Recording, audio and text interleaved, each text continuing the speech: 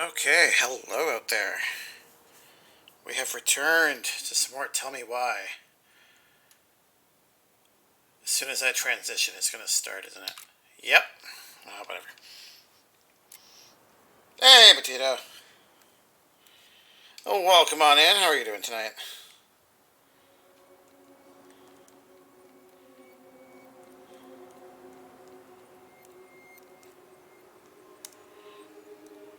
There you go. Some nice, yummy, delicious cookies. Just for you. Alright. I believe we left off. We are on our way to go talk to Eddy at the station? Yeah. So, what's the plan?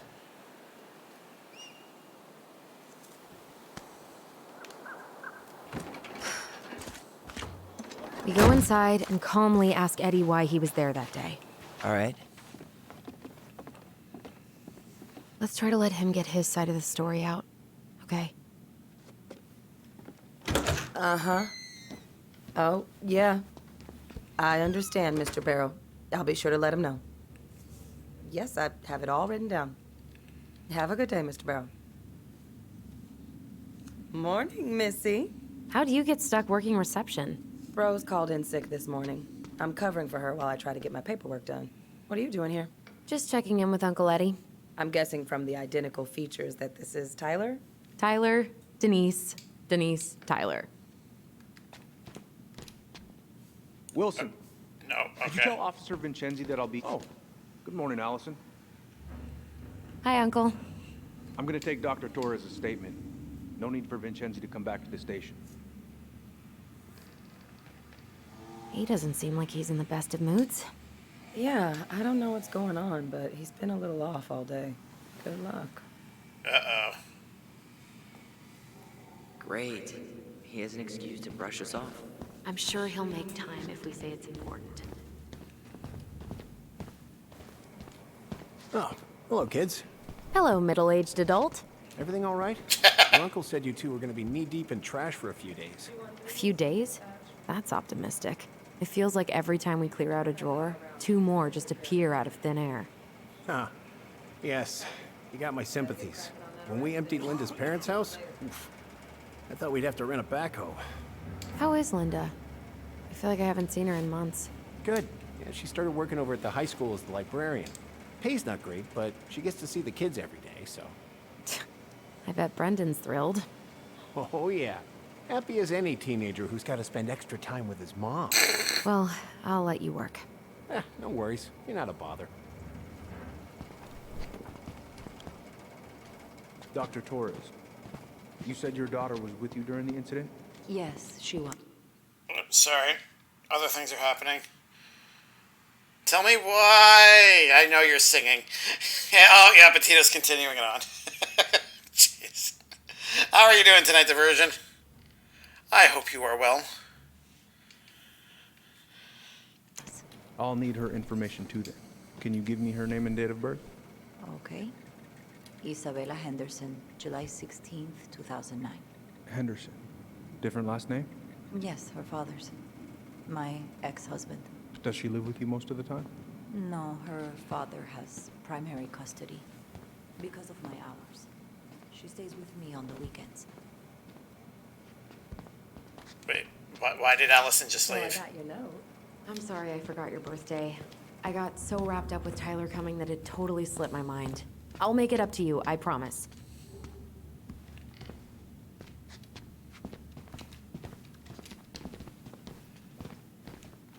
All right. Incident report states you called yesterday at 6:13 a.m. because someone vandalized your mailbox. Officer Vincenzi was dispatched to your home at 6:29 a.m., but you couldn't stay to give a statement? I had to be in surgery at 9. I was already running behind. Of course. Says here you work at Cottonwood Hospital? That's right. That sure is a commute. It certainly is. What's your usual working hours?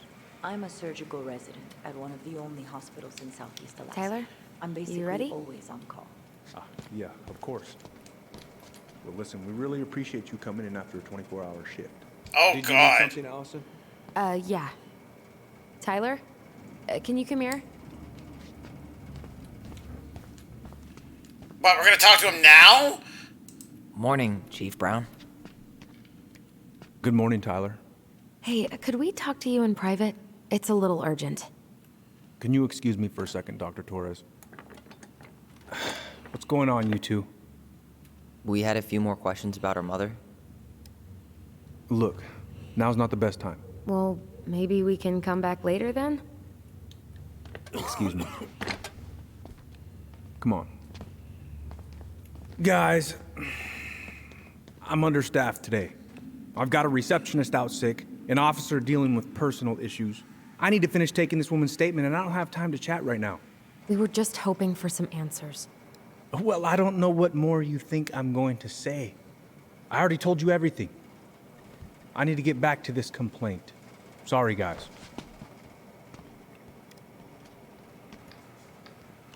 I mean, we knew that was gonna happen. Oh, I hate when he's stubborn like that. So what now? Of course, Miss Torres. Where were we? I feel like trying to hunt for it ourselves is probably not the best idea, but then we don't get all the answers that we need. Screw this. Marianne's file must be upstairs. Or she could just Wait, what? choose for us. Who are you and what have you done with my sister? Your sister's gotten really tired of being treated like a child. Come on, let's go. Could you go through the full details of your morning with me, Dr. Torres? Of course. You're just gonna follow me, hopefully? At 5 and got Yeah. ready for work. Isabella's Okay. Hey, what are you two up to over there? Everything all right? Yeah, everything's fine. We're just, I was just telling Tyler where the upstairs bathroom is. Tyler, help me out here.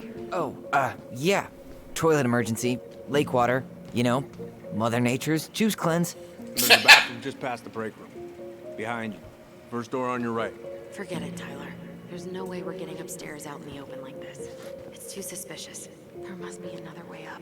Should we just look around? Yeah, okay. Act normal.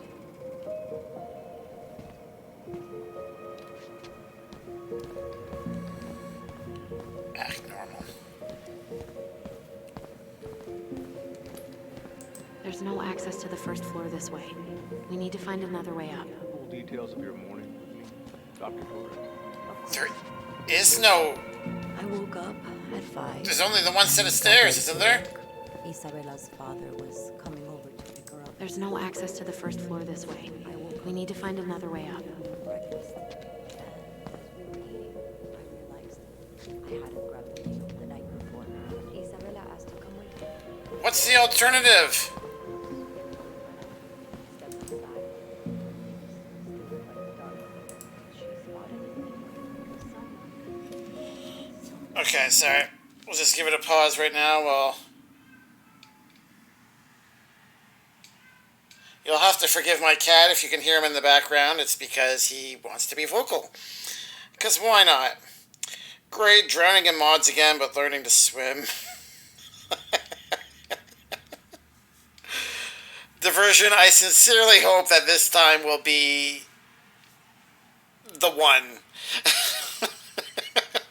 Especially since you seem to, like, you said you have a mod pack system going on, right? So, theoretically, you should have less compatibility issues than you've had before, right? Unspoken, how's it going? We are playing a game called Tell Me Why, and contrary to what you might hear from others, this has nothing to do with the Backstreet Boys.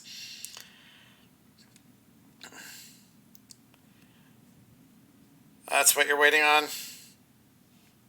Being shut down, basically? Yeah.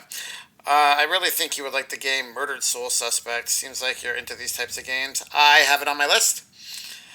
Eventually, when I get to it, it is on my PS4. I do intend on playing that. For that reason. I've looked into it, and it looks like it's actually quite awesome. So, yeah. Someday we'll get there, Diversion. Is there?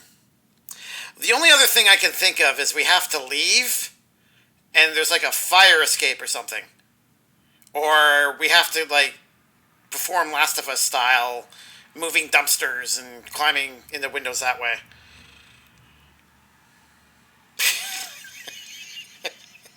Unspoken, is that supposed to be Skip's panda command? I love that. That's awesome. I think so, okay. You and me both. I even dove into the Discord to look for answers. Wait, what? Oh, with the mod list. I mean, I would assume so. Like, if it's designed to be compatible with each other, like, if they're packaged as a mod list, theoretically it should be tested before release, right? So, it stands to reason that you should just be able to... But, actually, you said that you did it, and it didn't turn out the way you wanted, right? So, are you adding on to the list you already got?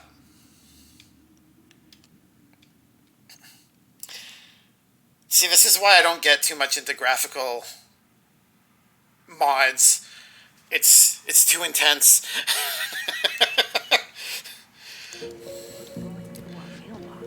All right.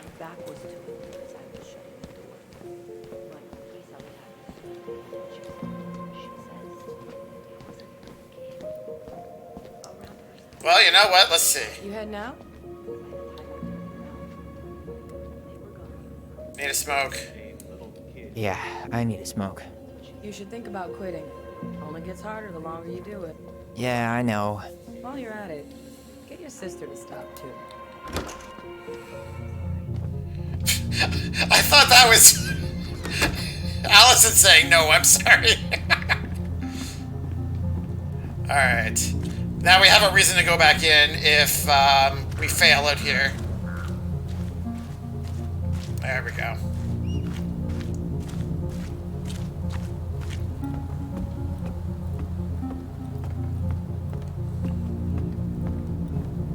There. Fire exit. It opens up to a staircase on the side of the building, but it'll definitely be locked from the inside.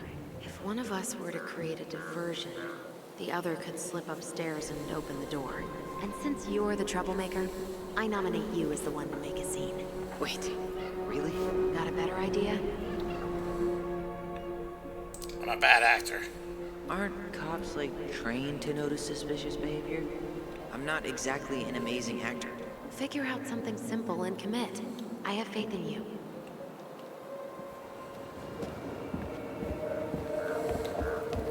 Alright, back in we go. What if we just yell at Eddy? Why is there a... Those garbage cans are like the opposite of bear-proof.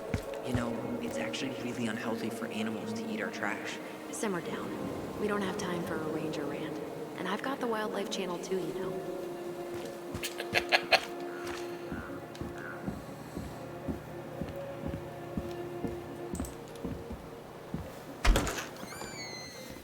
Alright, back in we go.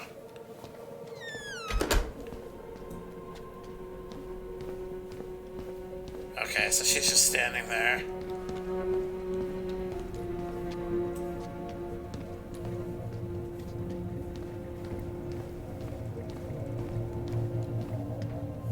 Okay, we actually can't talk to you. Guess I probably can't trip the circuit breaker, but I could turn the lights off. Just go. Improvise. There's gotta be something better than that.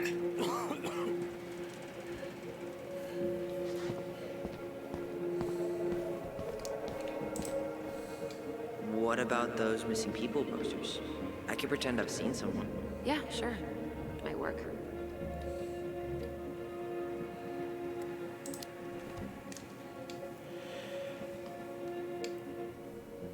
That feels like a bad idea too, because then he has to start making up details. How about saying someone's climbing the fence? Really? I could pretend they're outside, trying to break in. All right.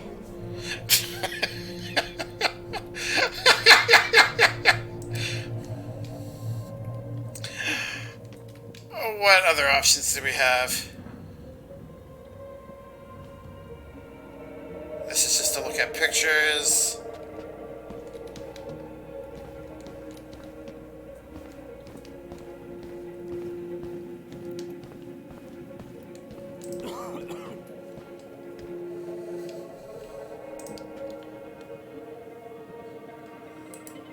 Oh, the mailbox bandit. That's what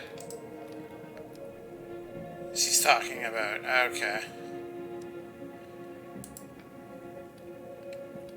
Mrs. Torres has a broken mailbox, right? That's why she's here. That pile of paperwork? What about it? I could tip it over. Kind of messy, but I mean, sure.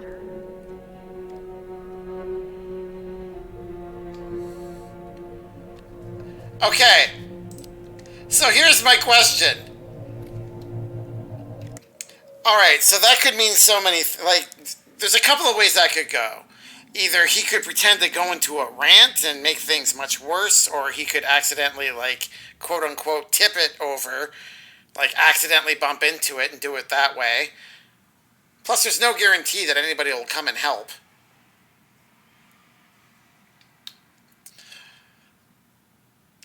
That might be the best one. I don't know. But we'll try that one and see how bad it goes. The modless works and is likely working as intended. I just need some minor tweaks that another user did, and that is the part I'm struggling with. What is the challenge, if you don't mind my asking? I would assume that minor tweaks are just other mods that adjust specific settings, correct? I know while I've been playing with mods, that seems to be like a gameplay mechanic mod. If it introduces something that's a little too OP, there'll be another mod that'll like tweak it so that it's less OP, something like that.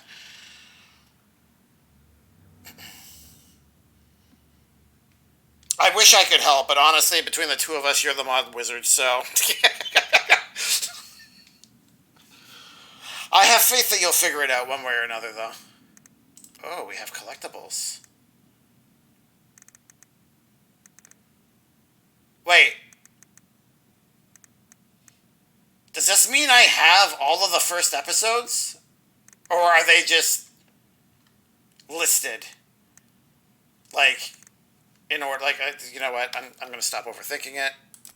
I'm just going to tip some paperwork over. Here we go.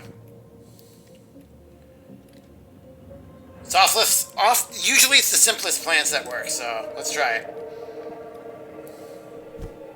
Jesus, Tyler, what happened? Sorry, I wasn't looking where I was going. Just leave that there.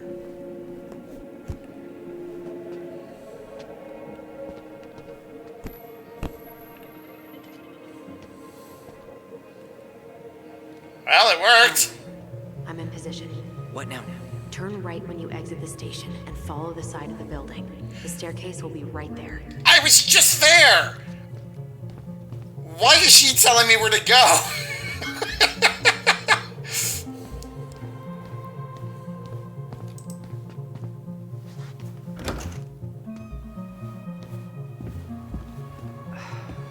Crisp winter air. Okay, by the door. Come on. I'm coming.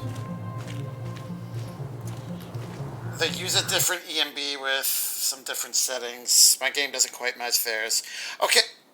Whoa. I just got a weird spin on my preview here. If anybody's having any issues with frames of the stream, just let me know. Hopefully it was just an anomaly on my side. So I've actually found all of them so far then. Potato, that's awesome. So what is an EMB? I've seen that come up a few times, and it seems to be like a lighting system based on what little bit I have looked into, but I'm not sure.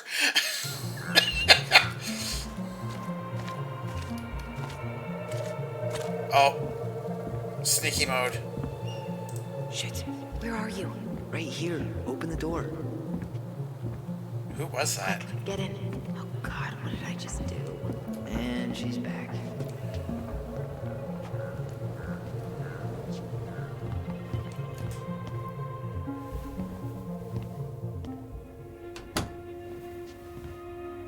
Shh. I assume we're gonna have to go into the office to get the... I can't believe I'm gonna say this, but maybe there's something in Eddie's office. Oh, okay.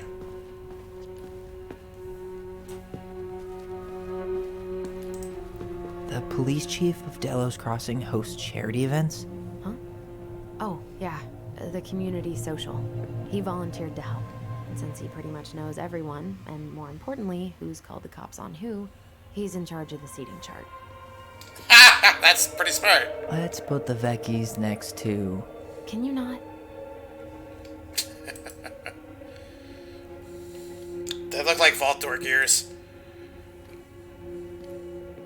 They're not, obviously. They're tables, and those are supposed to be, like, chairs, but... What are you looking at? Brown really wants everyone to know what a fine, upstanding citizen he is, doesn't he? He's a genuinely good person. And saying that here makes me feel even worse.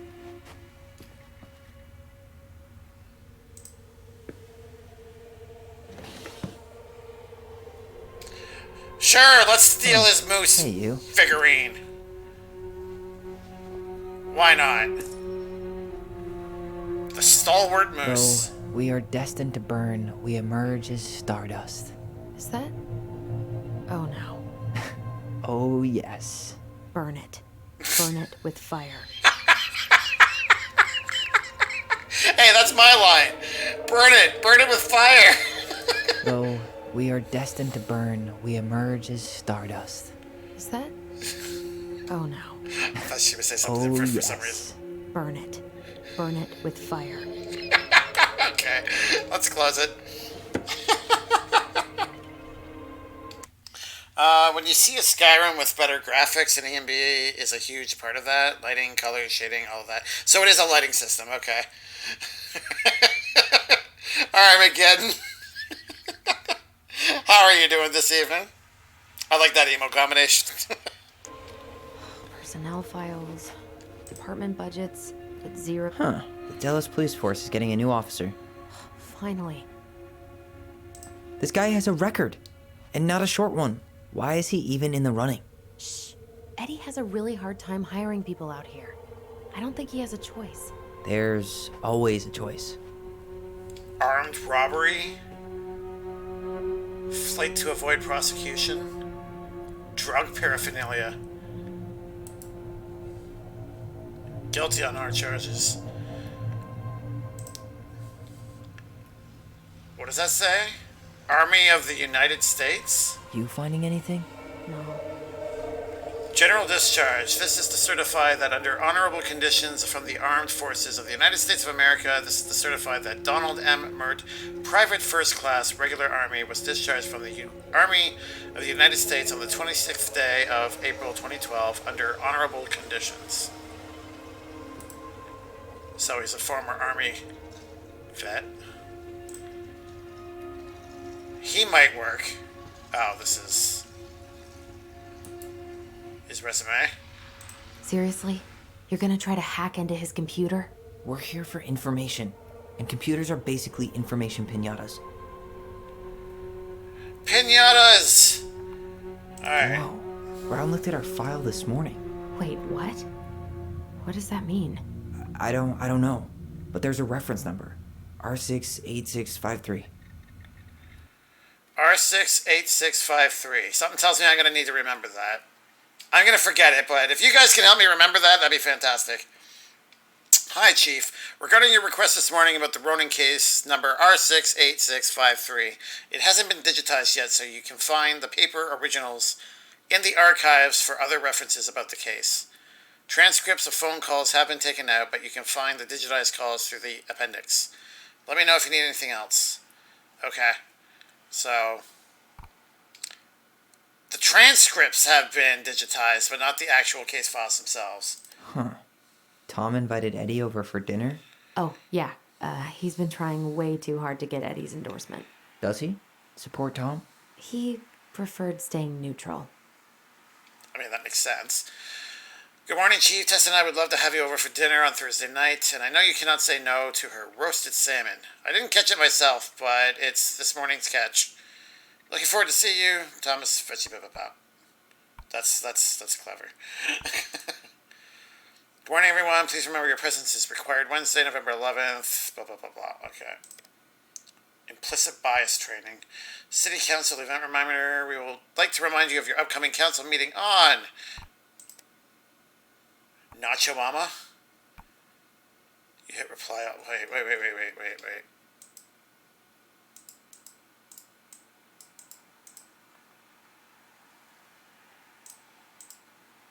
This is terrible. Okay, here, hold on.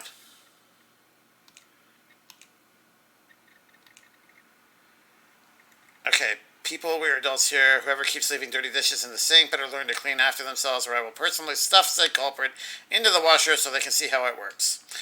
Dang. Man, who pissed in her cereal this morning? You hit reply all, Sherlock. Okay, R68653. One of his emails mentioned the archives. That's gotta be where our file is.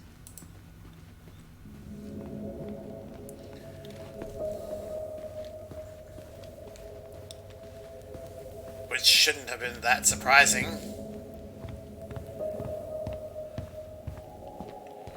What do you want to bet the file is missing? Or we would need a code to get in.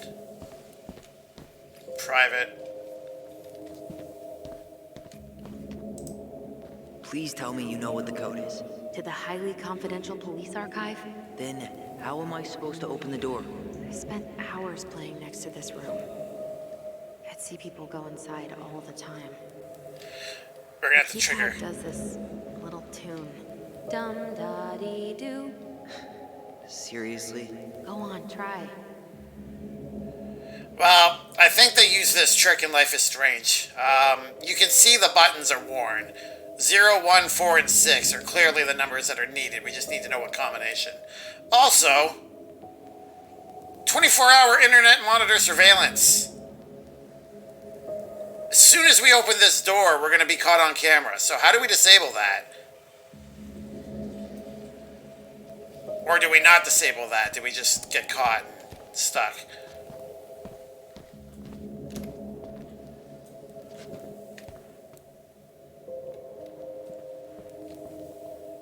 That reference number is a good place to start.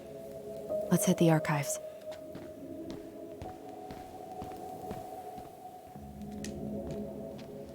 There's nothing to... Okay. Alright.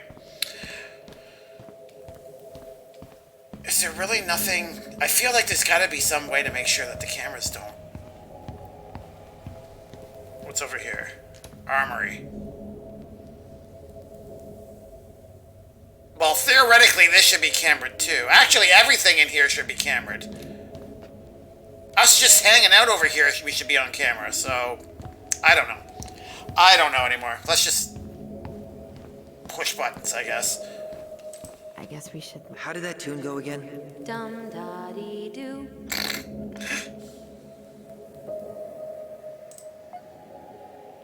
Duh. So that's second. That's fourth. That's third. Alright. What did I say? Second, fourth, third, so that's first. So it'll be 6, 0, 4, 1. How did that tune go again? Dum-da-dee-doo.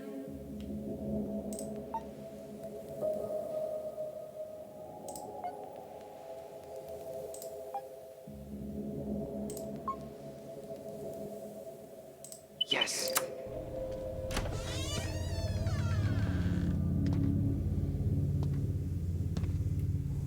And now you're on camera.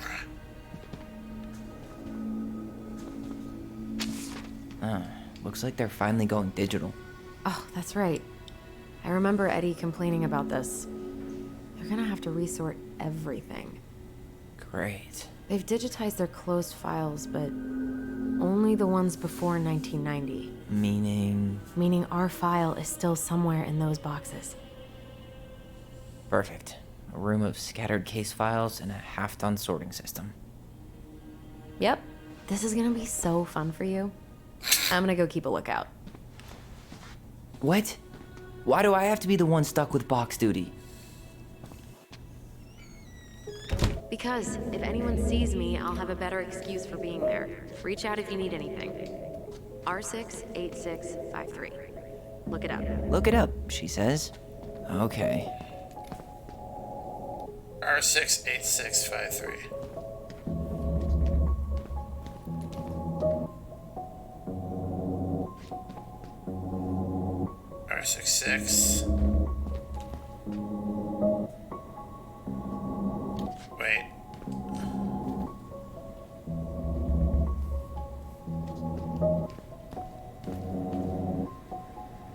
R43. R09.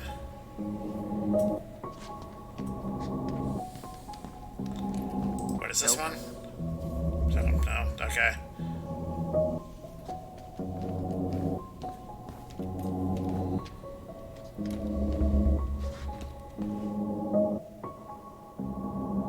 Apparently I can't reach out to her. What year is it currently?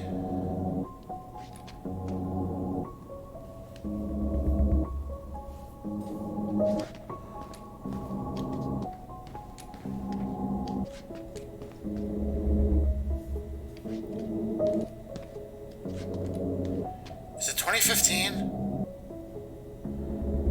That means I would need 2005, right?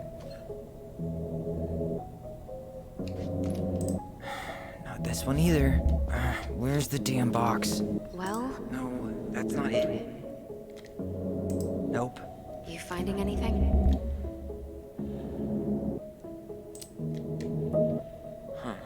What was that reference number again? 05 R68 653. 05.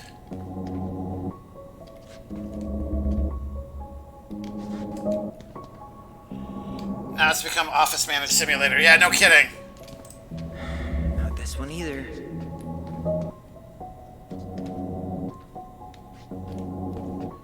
Is there a time limit? No, that's not it. Well,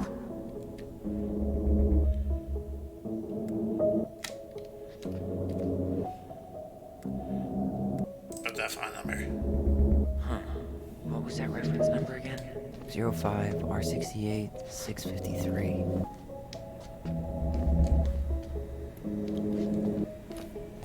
None of these don't seem to match.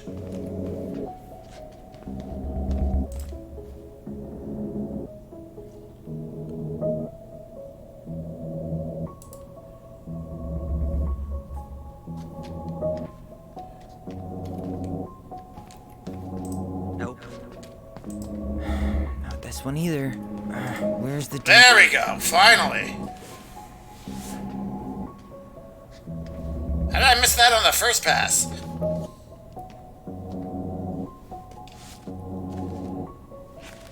Looks like a step-by-step record of the investigation. Chronological record. March 1st or January 3rd? March 1st, I think. 2235, notified my partner officer Christian Holt of accident at 12 Connery Road, Dallas Crossing. White female identified as Mary Ann Ronan. Date of birth July 8th, 1964, falling over deck in the lake. Audio recorded tape number 36359 and 36360. Brown.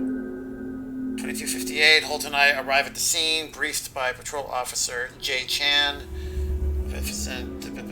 Okay, located witnesses, minor's name redacted, Ronan, and minor's name redacted, Ronan. Date of birth.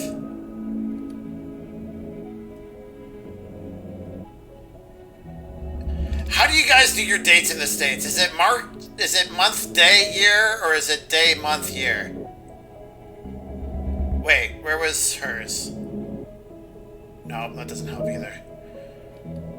All these dates are low in numbers, so I don't know.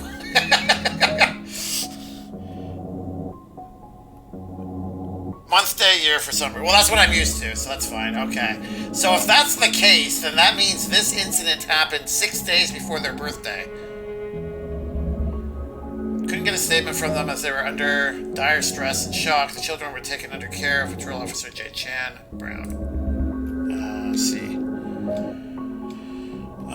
Coroner investigator T. Dickens arrived at scene, rolled prints of victim. Crime lab tech O. Tully at scene, completed photographs of scene, and recovered an unlicensed Rassler 3121 shotgun. Bullets recovered from location. Barn. Well, So far, I'm not seeing anything we didn't know already. It does reference some other files and audio recordings, though. you might be able to look those up on the computer. Even if our file hasn't been digitized yet, they may already have it in the appendix. Coroner to position of body, cleared scene, interviewed children at station, stated that after redacted, Ronan's hair was cut short by sister, redacted, Mary Ann Ronan threatened redacted with a gun. When redacted Ronan fled from her, she pursued child to the docks. Redacted stabbed Mary Ann Ronan, who was still threatening the child before falling over into the water. Witnesses state that they called 911 shortly after. Canvassed crime scene did not recover pair of scissors claimed by redacted Ronan. Presented this case to District Attorney B. Cruz, charged redacted Ronan with homicide. That's it.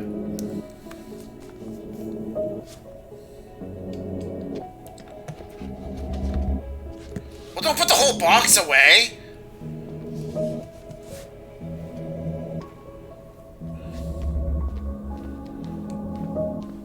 Alright, I'm in. You can search by keywords. What should I look for? I don't know. Mary Ann Ronan? March 1st, 2005? Okay, yeah, March 1st. Alright, 2, autopsy.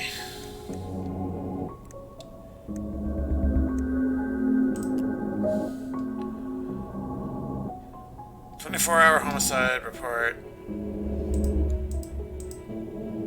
Storage, 05 R61889.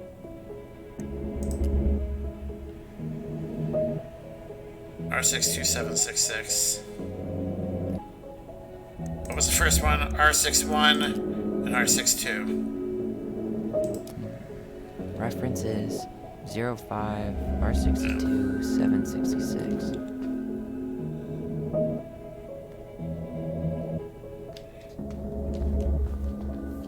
I saw those over here, right?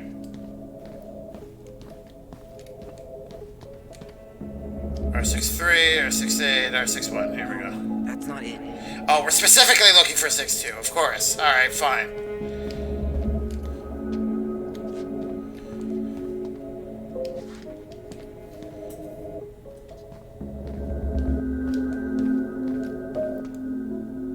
Alright, 72. R09. R43.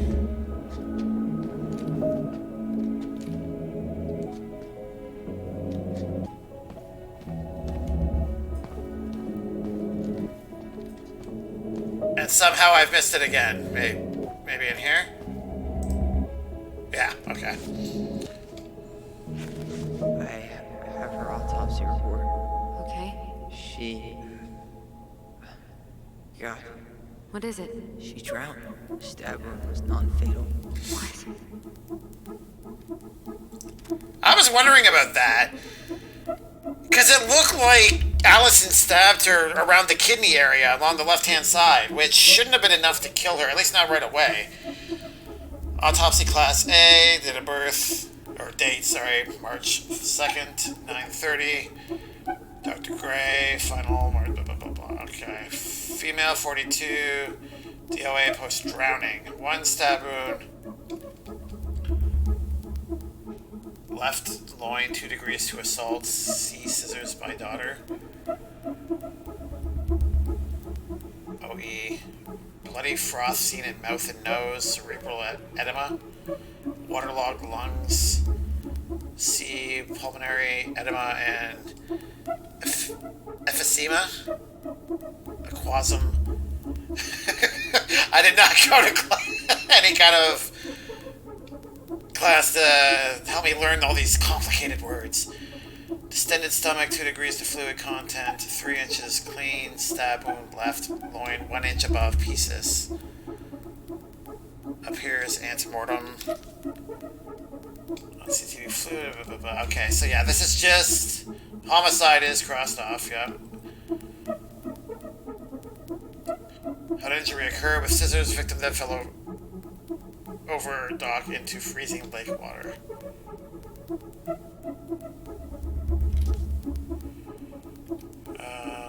Technician.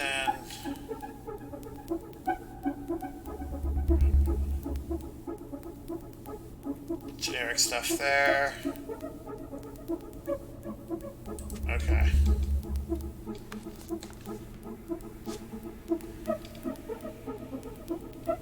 So now we need R61, I'm assuming. There might be other references on the computer. Did I misread it?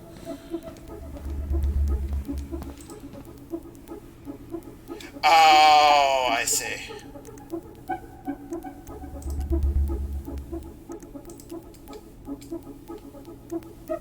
Delos Crossing Police Department. Hello? Hello? Hello, I can hear you. It's my mom. She fell in the water and she's not coming up. Okay, where are you now? Home. We're home. Are you alone? Where's your dad? It's just me and my sister. All right, honey, can you give me your address? 12 Cannery Road. Please, hurry. Just stay right where you are, okay? We're sending someone out to help you. Don't hang up. Delos Crossing Police, Delos Crossing. Oh, okay.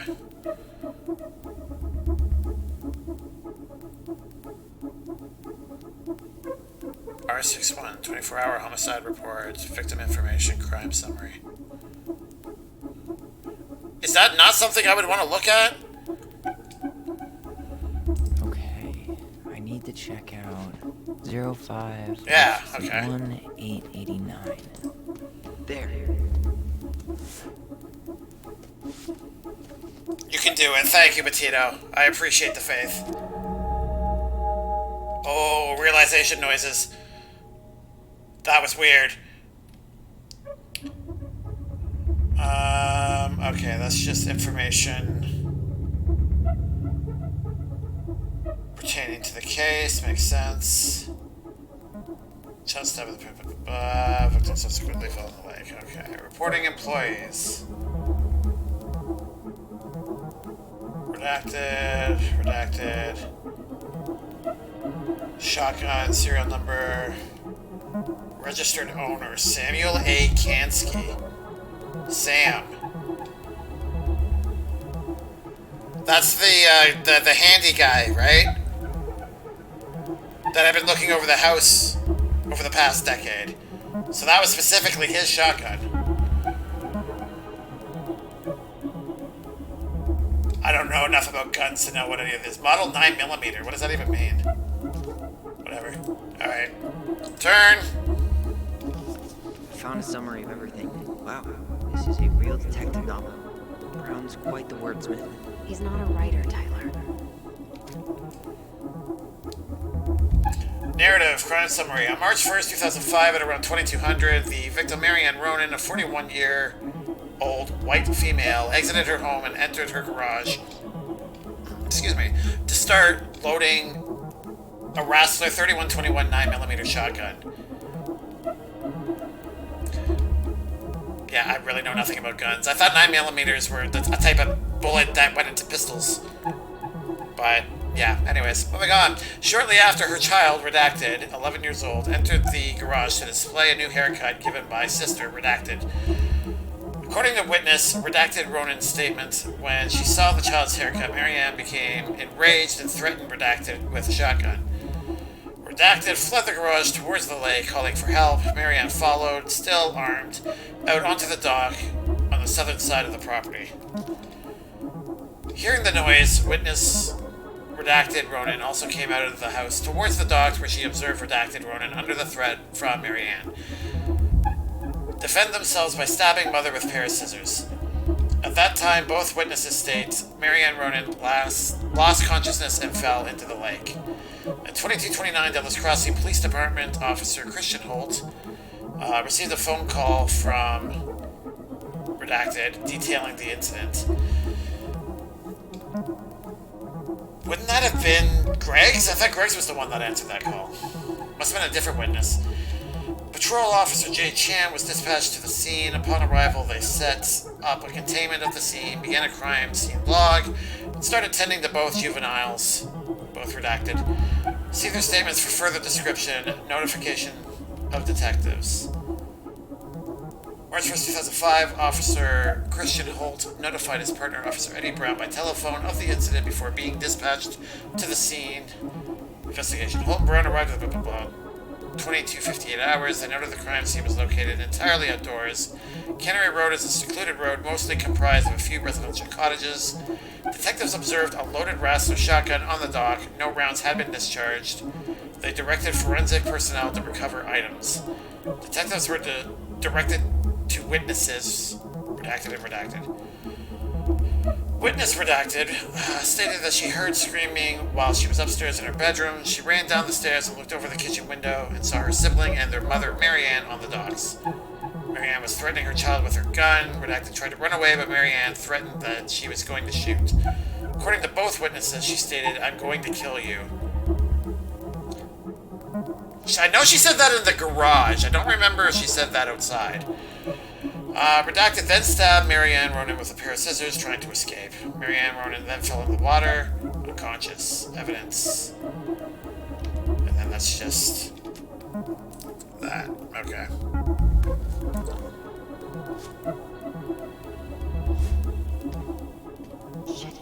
Shit. Eddie's coming up the stairs. What do I do? I'm coming out. I'm coming out. No, you're not. He'll see you. Get him into his office. Tell him you need to talk in his office.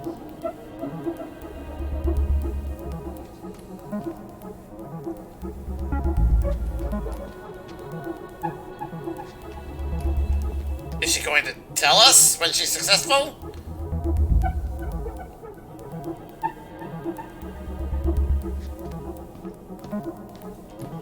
Or am I supposed to?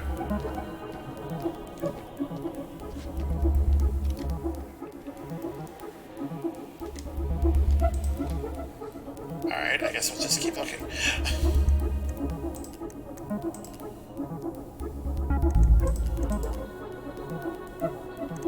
Dallas Crossing Police Department. Hello? Hello, I can hear you. Oh, my this is the mom. one we took, okay. She fell in the water and she's not coming up. Okay, where are you now? Home. We're home. Are you alone?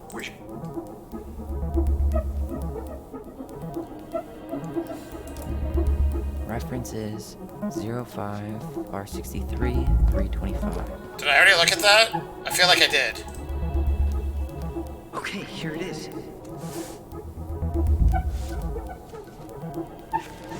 Well, No. that's a picture I definitely don't want to keep.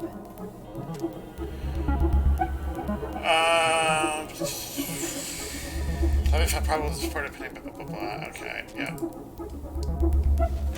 Oops.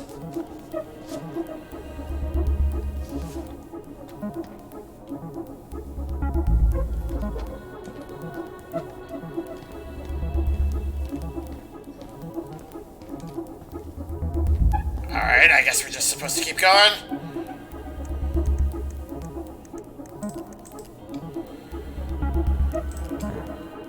Been there, done that. There.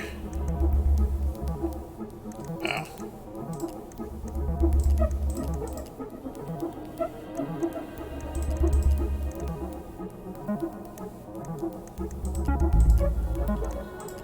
Here. Bingo. 0501 comm. I've seen that a couple of times. I need to check out 0501 COM-EBR.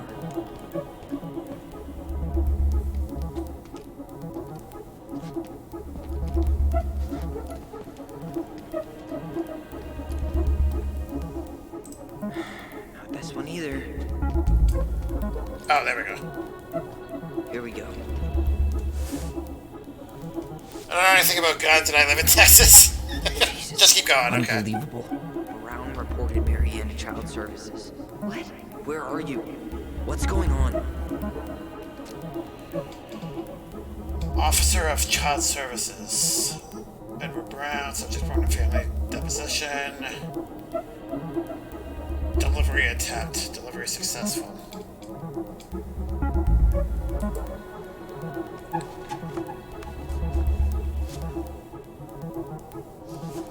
Curious.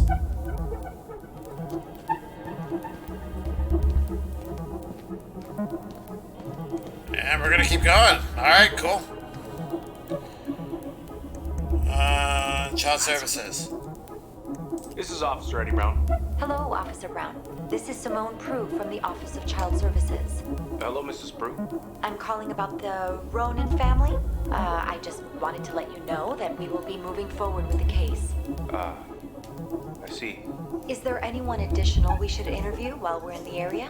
Yeah, Samuel Kansky is a close friend of the family. Uh-huh. K-A-N-S? K-Y. Great. Your caseworker, Sandy Black, will be arriving on March 5th. She'll drop by the station first thing in the morning. Mrs. Prue, how worried should we be? I really can't say until I have a full picture of the situation. Of course. Well, have a good afternoon, Mrs. Prue. You too, sir. I just listened to Brown chatting with OCS. He really did it. He reported her.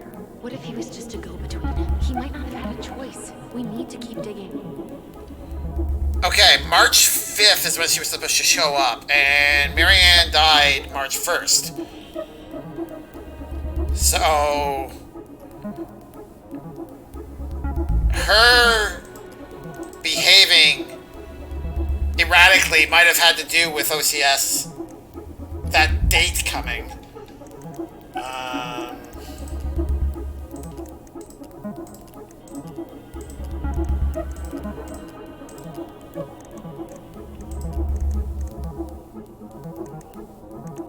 Wait, really? Nothing.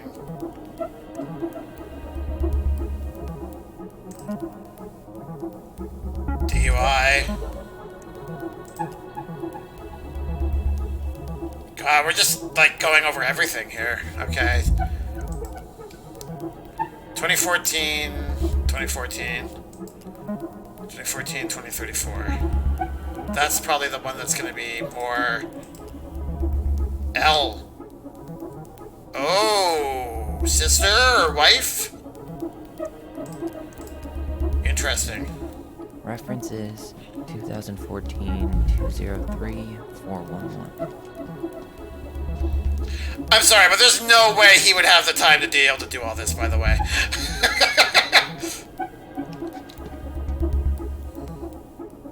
2014.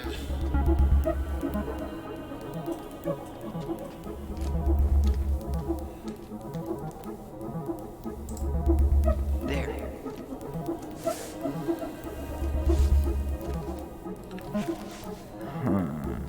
Nothing helpful.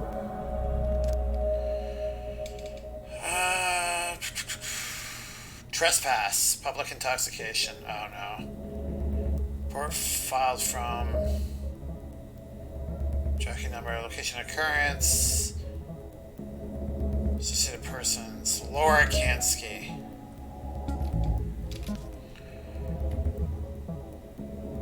Person reported, Samuel Kansky.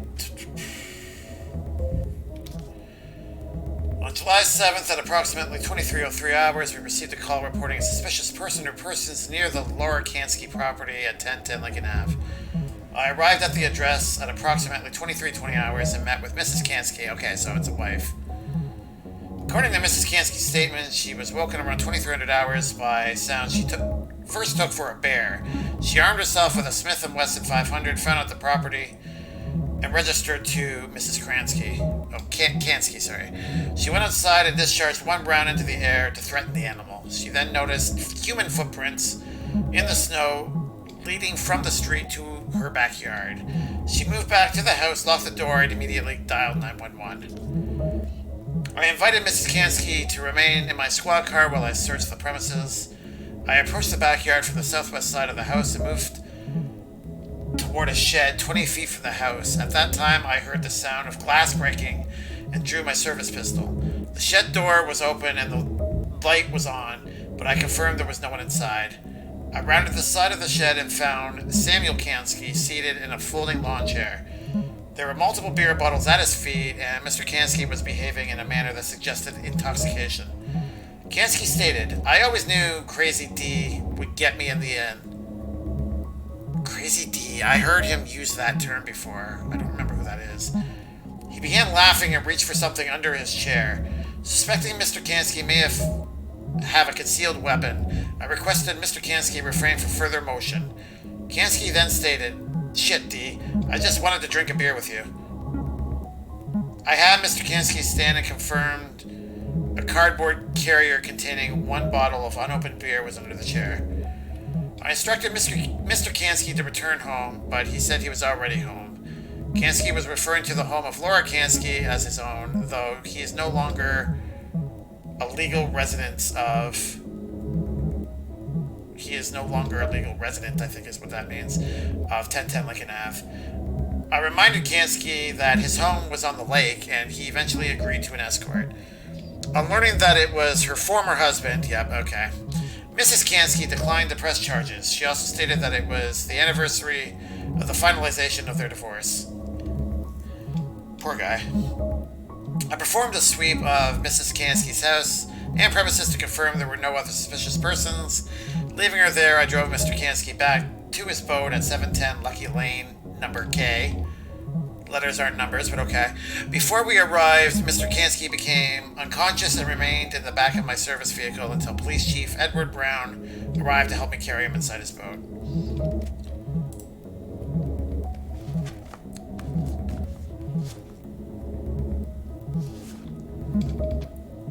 Alright, do I care about... There might be other references on the computer.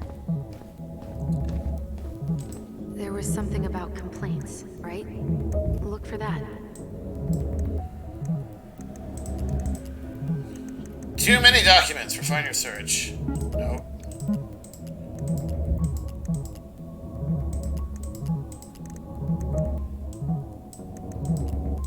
Okay. No recordings.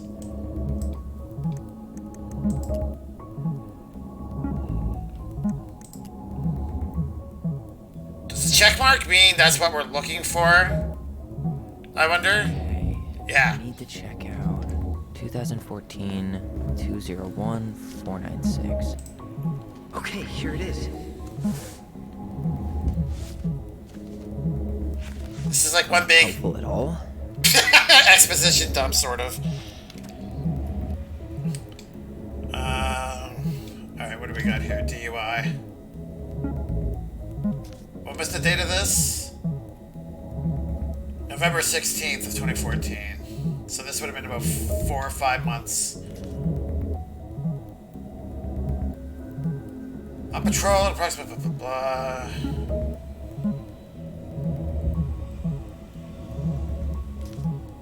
Okay, yeah, it's just...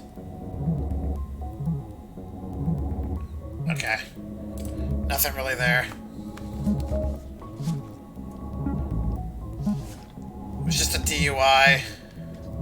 Not just a DUI, but it wasn't related to anything we're trying to look for here. There was something about complaints, right? Look for that. Okay, complaints.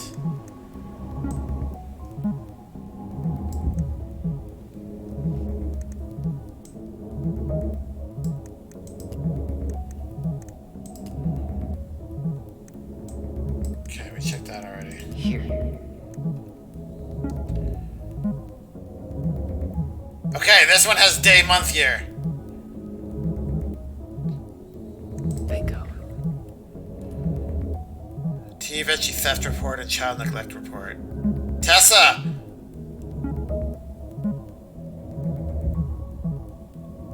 Oh, snap. References. Crap, I forgot to look. 2005, 201, 2005, 2015, okay. There we go. Nope. Oh, 210. I mixed up those numbers there.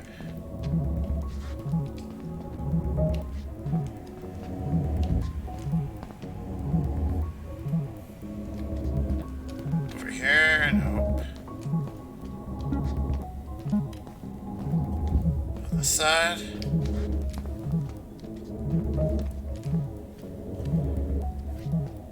Did I miss it somewhere? Wait, what was... No. Okay. 2005... There it is. Okay, right here. Here we go.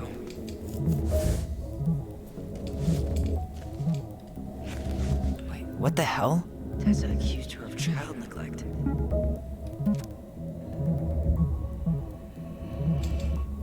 Theft. Okay, we're not hitting backspace. Blah, blah, blah. Hold on. Narrative.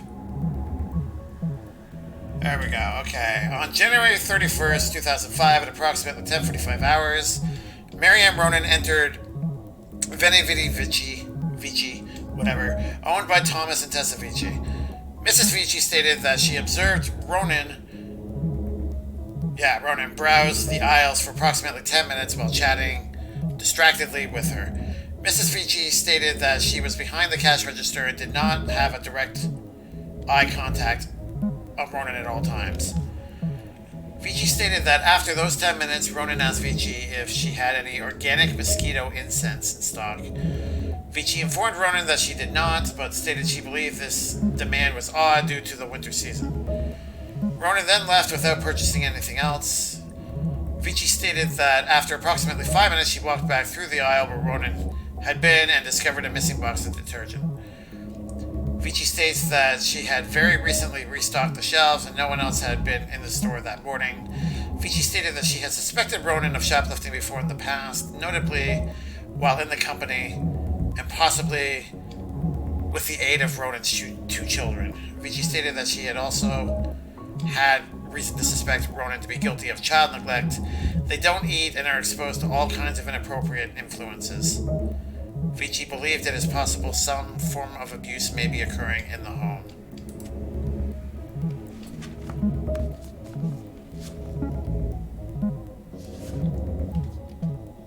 I need to get moving. This just keeps spiraling and spiraling. Does that... Shit. I'm sorry, Tyler. I couldn't stop him. He's coming your way. Get out. Uncle, we didn't mean to... I'm not gonna repeat myself. You're a goddamn hypocrite. I said move it. Hey! Get off me! Rather spend the night here? Come on! I said don't fucking touch me! Go on. And consider yourselves lucky you're family. Let's talk in private.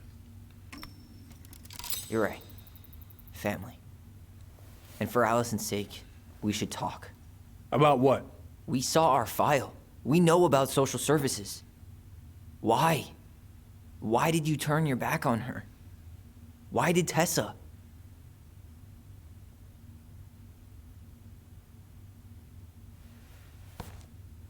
Okay. Yeah, you're right. We need to talk. Okay.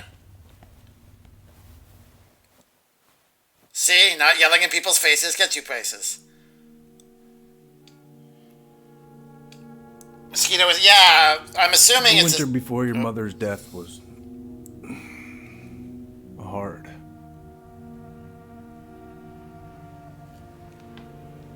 Delos Crossing was snowed in for months. Most roads were closed and plane supplies were scarce.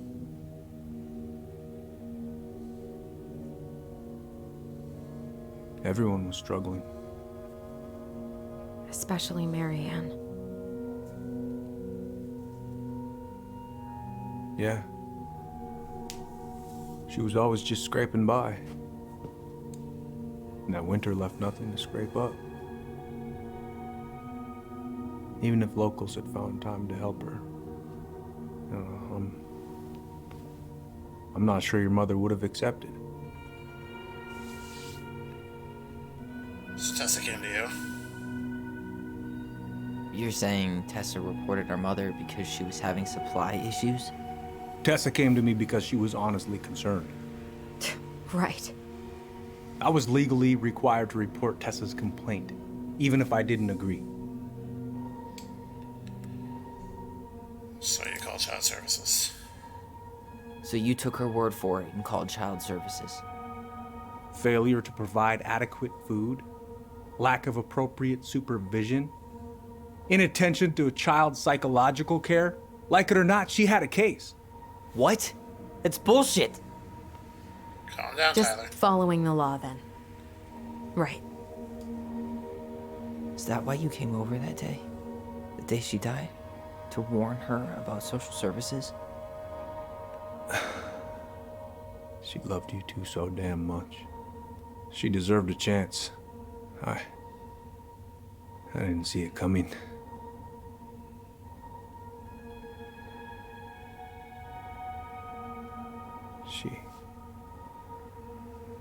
I don't know. Right there, she must have decided it was over. I thought always telling each other the truth was our #1 rule. Still is, little moose. And yet you still lied. I didn't want you two putting yourselves through unnecessary hurt. But you're adults and that was your choice to make.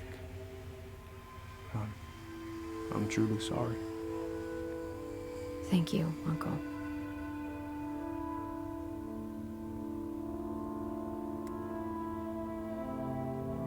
I don't like either one of these.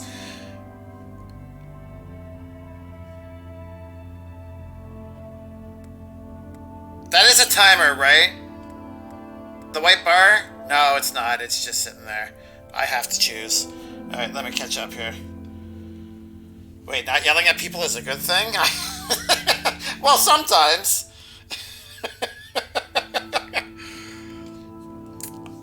Well, I feel like this is the less antagonistic of the two, so... I don't like either one of these responses, by the way. For the record. But apparently waiting it out isn't an option, and there are no other options, so just like that, huh? Just like that, huh? Must be nice to have a daughter who lets you off the hook that easy. Eddie, you keep trying to point your finger at Tessa, but you have to take responsibility for your part in our mother's death. I've asked myself over and over for the past 10 years what I could have done different. I know I made a big mistake with you two here. And you've got every right to be angry. Being a father, well, it's a pretty tough job.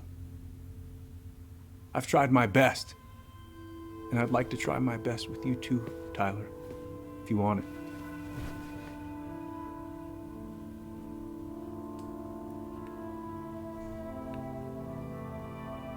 We can get there with time. I honestly feel for Eddie here. I'm open to getting there. But it's gonna take some time before we're a big, happy family. I respect that. It's hard work rebuilding trust. But you've got a place here whenever you need it.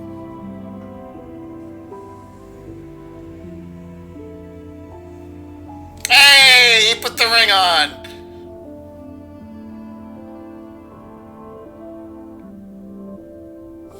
Group hug? No. Nah, you're just pushing your luck, Eddie. Absolutely not.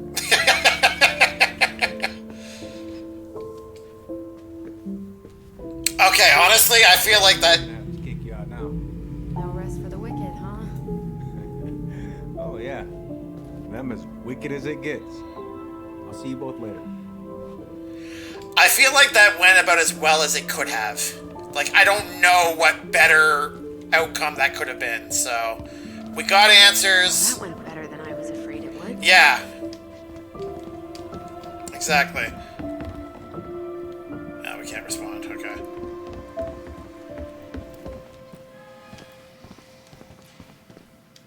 What happened up there? Long story. Hey, You know the drill. Chin up. Yeah. Chin up, stand tall. Atta girl. I could use a beer. It's noon. Which means that by the time I drink one, it'll be afternoon. I can't be expected to enjoy my pulled pork sandwich without a cold one. Are we still on for lunch tomorrow? Yeah, sure. I'll text you.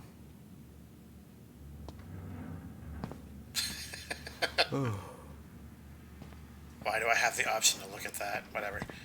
Moving on.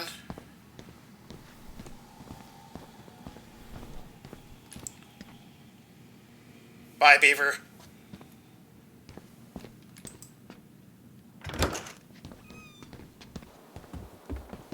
Why does she What?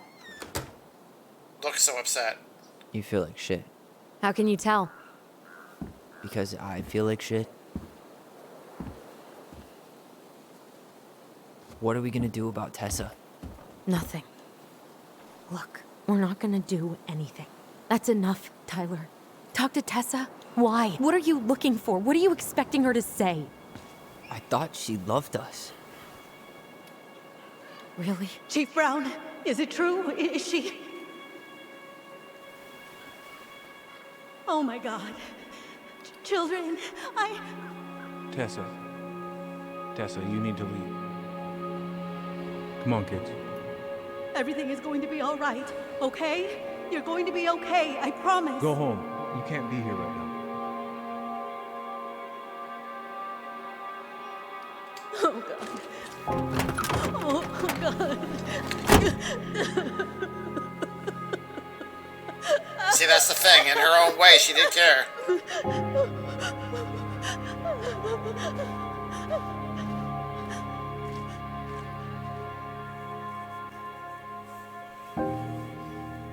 Cold case.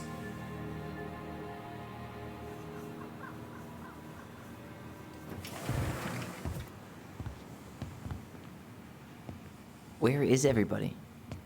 Tessa's gotta be around somewhere.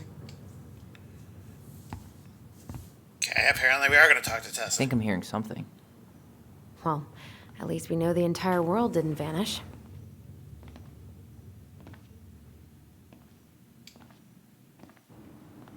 But given who is here, we can't count out the rapture quite yet. I need to take a breather. I'm gonna do a bit of shopping. You look for Tessa, okay? On it. Is that Michael and a customer? Alexander, I don't recognize that. Oh! Alexander's the one on the boat, right? When we were on our way to Dallas. Let me catch up here real quick.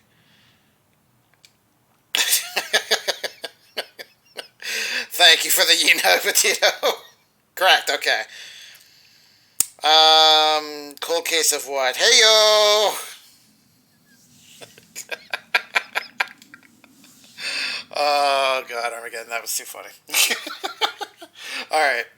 I'm very easily amused, I'm aware. Find Tessa. I grabbed my odd six from the trunk and set my sights. Shot it? Yes, sir. Wait, you said you were near Crystal. Jesus closed up that way, yeah? Hey, man, when the Lord opens that kind of door, you walk right through. Yeah, that's not exactly... Wait, what? I got a bull moose in my truck and a bull tag in my pocket. Who's gonna know the difference? Doesn't make it right. Oh, no, I didn't realize I was talking to a damn Boy Scout. Uh-oh.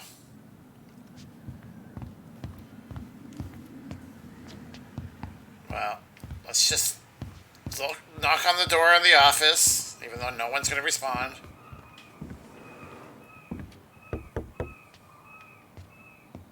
Come in. Oh! Alright. I'm genuinely shocked. Hey, Tom. What do you mean? We've got enough signatures. It should have at least been enough to stall construction while we figure out our next move. Well, why don't we schedule a meeting with the Alaska Wildlife Foundation? Try to get their support. Look, Harold, I have to go. We can pick this up at the meeting. I should be on my way over soon. Hello, Tyler.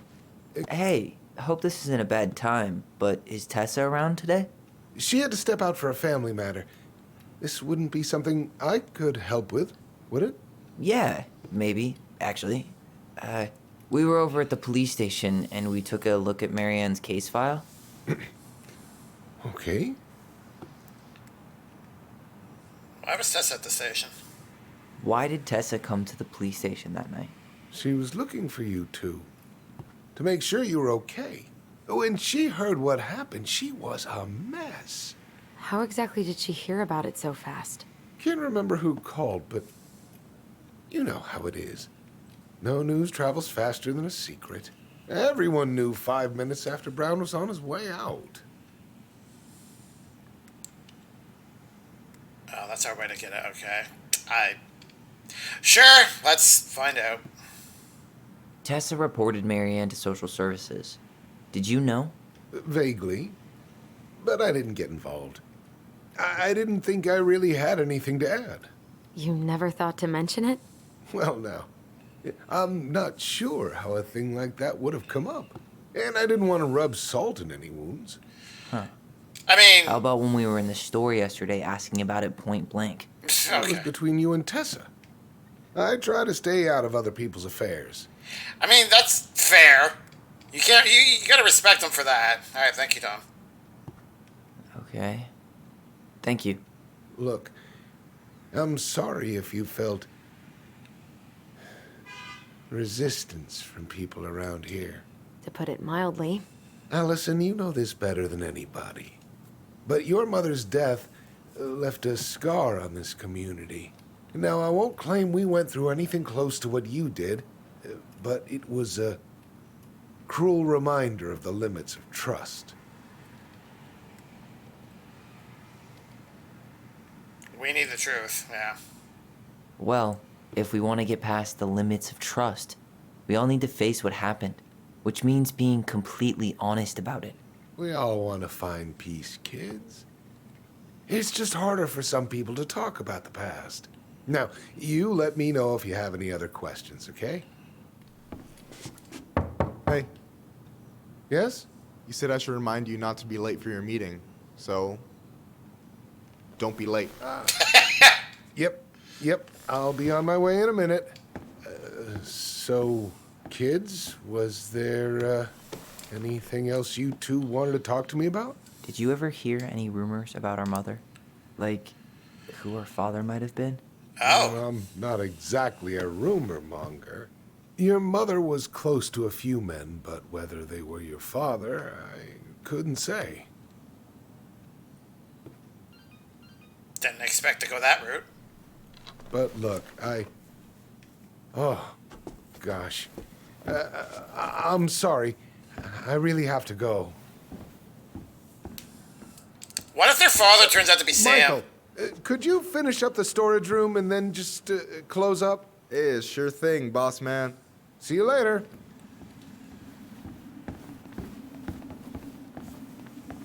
You two want to help a brother out, spend the afternoon here working for free? Why not? We came here to talk to Tessa, and she's not here. She's at the cemetery, visiting her parents. Oh. Hey, tell you what. Why don't you guys help me close the store, and then we can drive over together? I've been meaning to pay my uncle a visit. Can't we just wait for her to come back here? I'm not really excited about going there.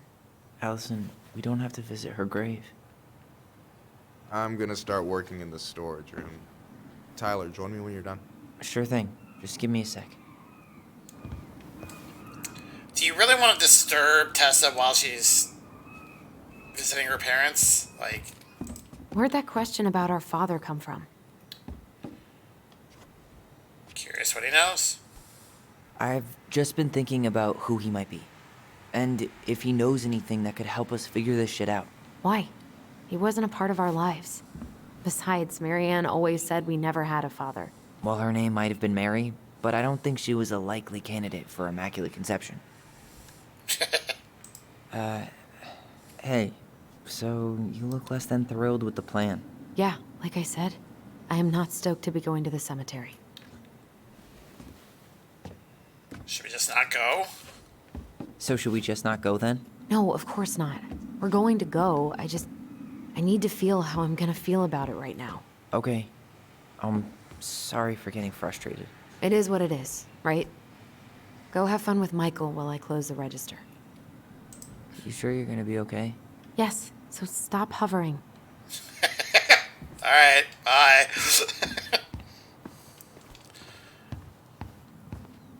Alright, where is the storage closet, or whatever it was he said? Yes, okay.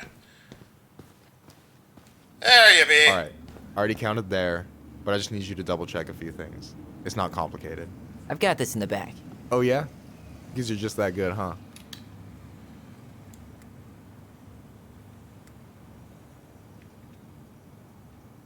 The job's not that hard.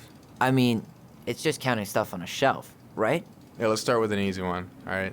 Go to the back of the room and, tell me how many cans of Molto Bene brand tomato sauce we have left. Aye, aye. Uh-oh. The back of the room? Oh, I feel like we shouldn't have been cocky. There we go. 8. 14, it looks like. Is that Wendigo?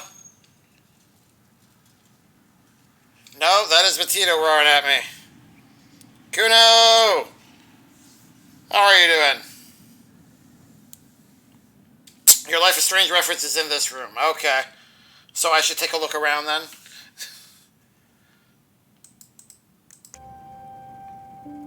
Hold on. Let me count this. It's 14. There's 14 cans of Molto Bene tomato sauce. Okay. Sounds about right. Man, I'm so good at this. That was easy. I need you to count the bottles of bleach for me. Where is that? And where are they at exactly? I thought you had this in the bag. Okay. I'll give you a hint. Tessa puts the heavy stuff near the door on the bottom shelves. All right, I think I can work with that.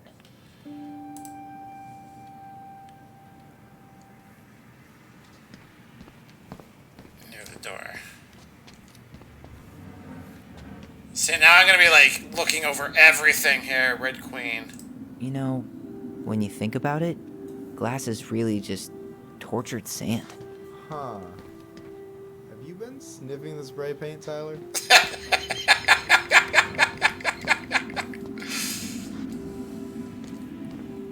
Alright, close to the door, on the bottom shelf, right?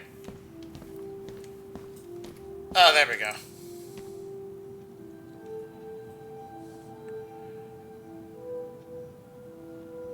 So 6? 6? All right. Not bad, Tyler. Not bad. Careful. They might give me your job. Oh, you can have it. What's next? Come here and help me with this. Okay. Is there a certain point where I should be looking for this thing because it'll be too late if I don't? Oh, thank you for the yin hug. There. Excuse me.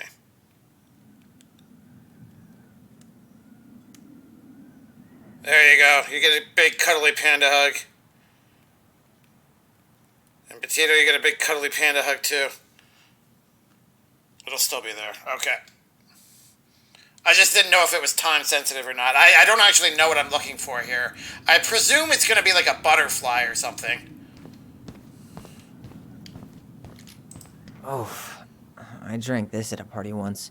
It did not end well. Oh, any good stories? I mean, probably. But nothing I remember really makes sense, so...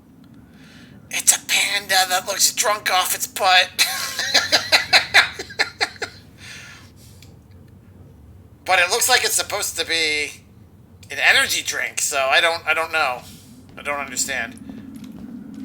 Yikes, that's unsettling. Oh, yeah, that is definitely unsettling. I knew it. I knew there'd be a figurine. Muskrat? Take it. There you go.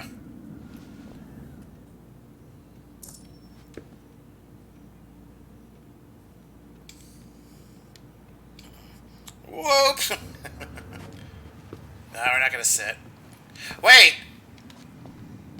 Is he gonna monologue like she used to do? Tired already? No. We got denied. Alright, what do you want? What do you want? There we go.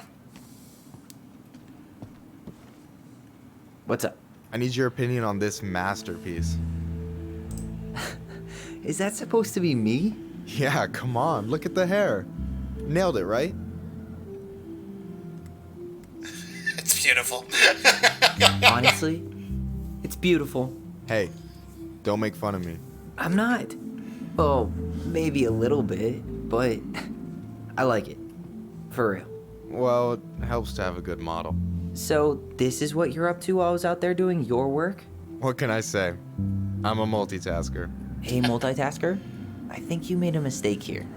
Total amount should be 36. Oh, how dare you, sir? What? I just don't want you to get in trouble. Yeah, you're right. You know, I'm off my game today. Alright, anything else you wanted me to check? Yep, one last thing, and then we should be free from this purgatory. Hey. Can you count how many plushies we have in that box over there? Okay. Okay. Hey, you remember the ad for this? What was their slogan again? Huh. Something poetic about time travel and life being weird, I think.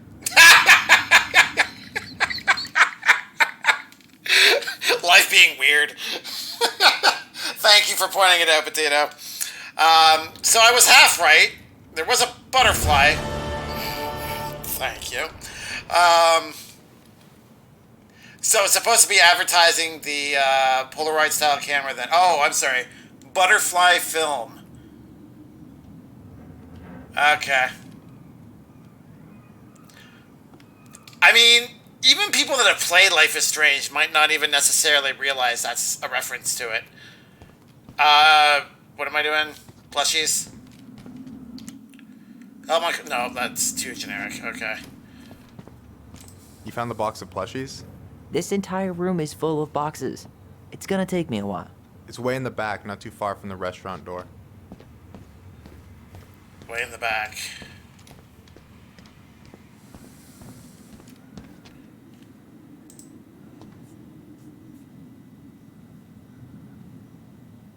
I wonder what's in that box. I wonder what's in that box. Oh, okay.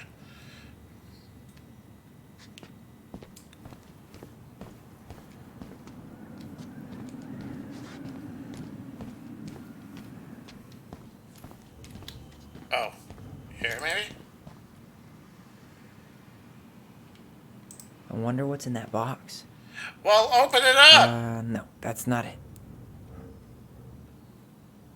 I wonder what's in that box.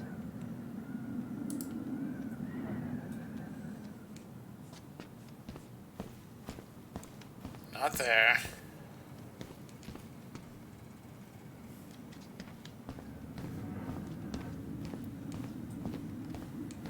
I thought he said way in the back by the door.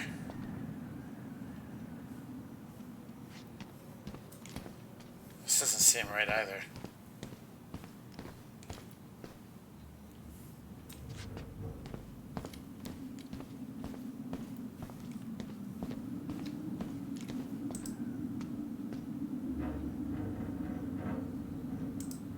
No, that's not what Michael wanted.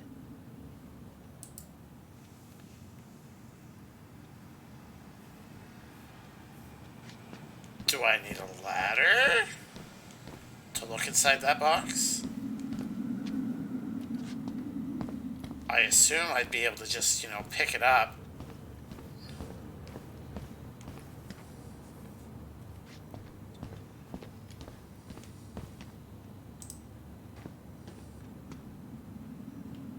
I wonder what's in that box. No, that's not it.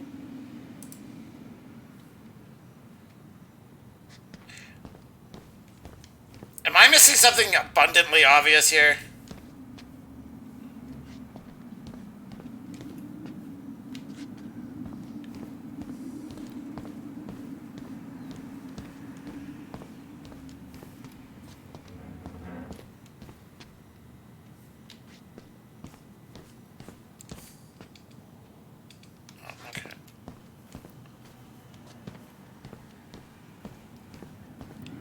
All right, I'm kind of fixating here because I don't know where else to look. What am I missing?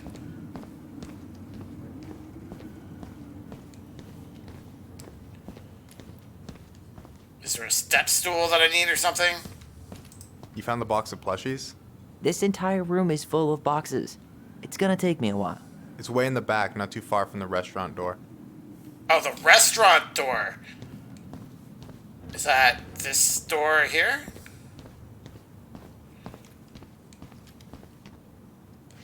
No, I already checked that.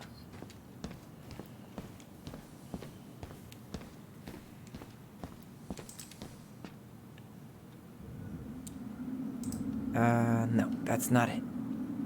Why am I standing here looking at this? Why am I standing here looking at this? Because you don't know what else to look at.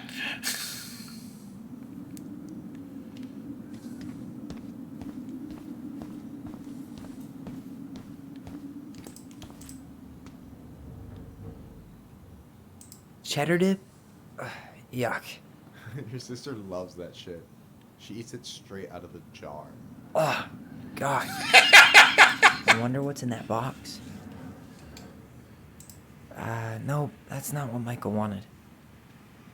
No, it's not.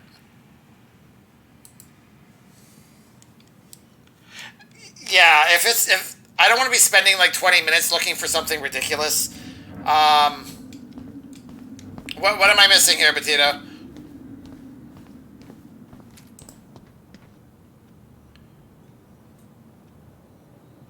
No, that's not it.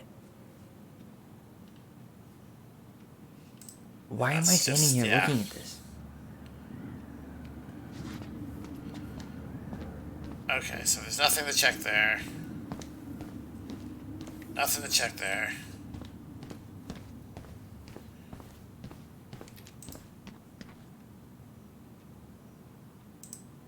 No, that's not what Michael wanted. No, that's not it. The only processed food Marianne ever let us eat. She said they were her guilty pleasure. Well, at least we're learning more about the family as I struggle to comprehend this overly complicated puzzle. I swear to God, every loud vehicle is going by my home tonight. Dear Lord. Why am I standing here looking at this? Because why I could not? use some of that at the house.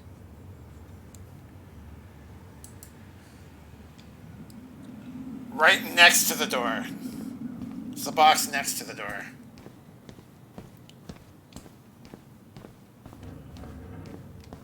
Oh, God.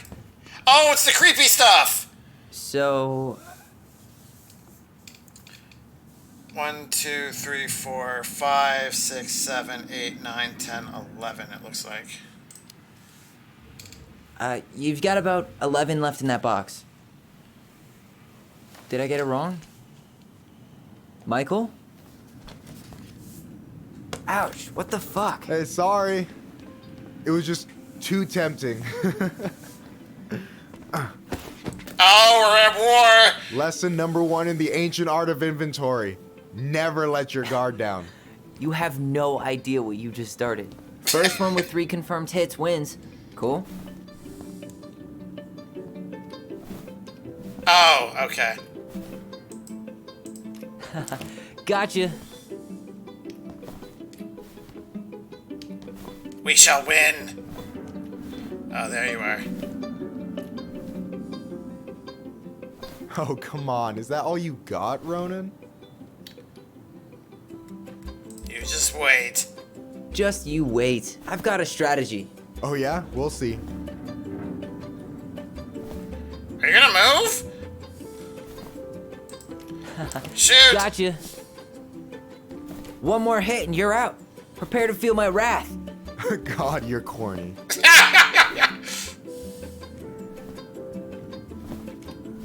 So, is this a typical workday for you? Nah, I usually don't have such good-looking company back here.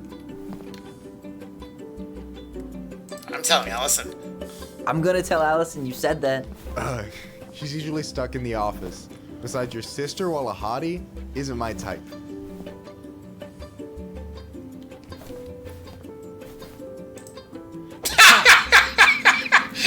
Just wiggling his butt at us. Wow.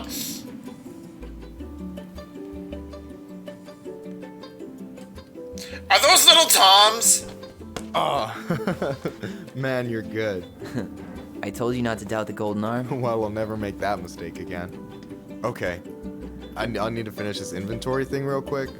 Your sister's probably done already. Here, let's hit the bitch's grotto. The what? The Dancing in for the bitches. couch where Allison and I sit during breaks. Oh, all right, cool. Let me see what you've done with the place. Sharpshooter. Is that a picture of a priest with little hearts? Yeah, that's the hot priest who hosts Bible study with Tessa.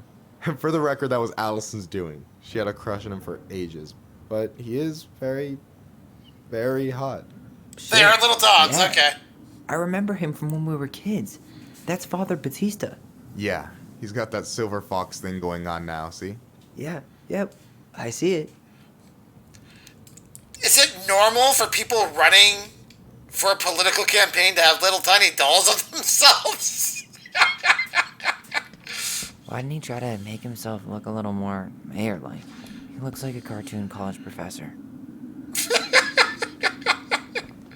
Alright, let's see what's in the fridge. Oh, hey, see that container? That's for you. Huh? It's the trout I caught yesterday at the buzzard hole. Grilled Oh. it up with my world-renowned marinade. Oh. You're super thoughtful. That's actually super thoughtful. Thank you. You sound surprised. No, sorry. I'm just not used to people randomly doing nice things for me. Oh, we'll have to fix that. Are you gonna grab it, or no, we're just gonna leave it? Okay, I guess we're just gonna leave it. I assumed that he would have grabbed it at least, but no. Alright. Let's sit. There we go.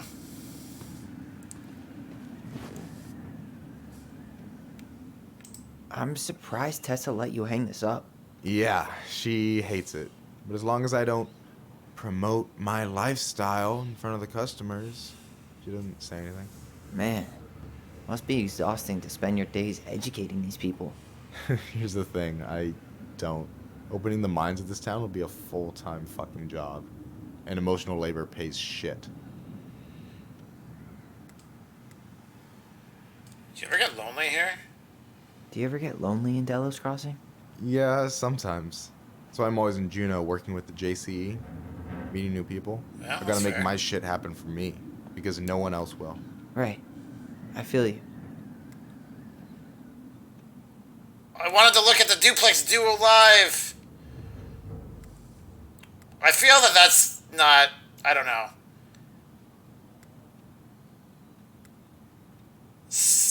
Alright, screw it. Let's be nosy. Hey, I hope this isn't too personal, but you ever been with anyone in Delos Crossing? I dated a guy in high school for a minute, but we had to keep it quiet. I've been with a few other people, but that shit's tricky out here. I mean, what about you? You ever been with a guy? I mean, assuming you're into guys, which I guess I kind of did. And never met the right person. I've never really been with anybody. Guess I was too busy processing trauma or whatever. But if I met a guy I was into, who knows? Anyway. And I'm done. No way. You like Duplex Duo too? Yeah, Allison got me into him. We were supposed to go to his show in Juneau a few months ago. You know what's up. Alright, you know what's up. You listened to his earlier stuff? The Dark Arc of Destiny? Not yet. It might be a bit experimental for me, though. Yeah, definitely. One of the songs is like 9 minutes of the same MJG drum machine sample. Fucking brilliant. But not for everyone. That's fair. I'm sensing bi energy from Michael, and it's adorable. Yes. I don't know if he's bisexual or not. He's already admitted to being into men though. So I gotta tell you, it's so weird to finally meet the other Ronin. You mean the OG Ronin? I was born first, you know. Is that so? Thought Allison said she was. Well, our mother never actually told us, but it was me. So, why is it so weird to meet me? Because I just heard Allison tell your story so many times. She told me everything about you. Fireweed, your transition. I hope that's okay, by the way. Yeah, it's fine. She asked me first. Yeah, figures. That lady is thorough and she loves you like crazy. I know. So, yeah, you were probably the first person to know about it other than Allison. I'm glad he trusted me. And it's great to finally get to know you in the flesh. You're pretty alright. You're not too bad yourself. But you're not too bad yourself. I try not to be. Especially around guys I'm trying to impress. Oh. So I wasn't blowing smoke when I said you should move to Juneau with us. I know. I've got a community there. Could be yours too. Fitting in. There's a concept. You have no idea how life-saving a chosen family can be. It pulled me out of the dark more times than I can count. I hear you. Hey, can I ask you a question? Of course.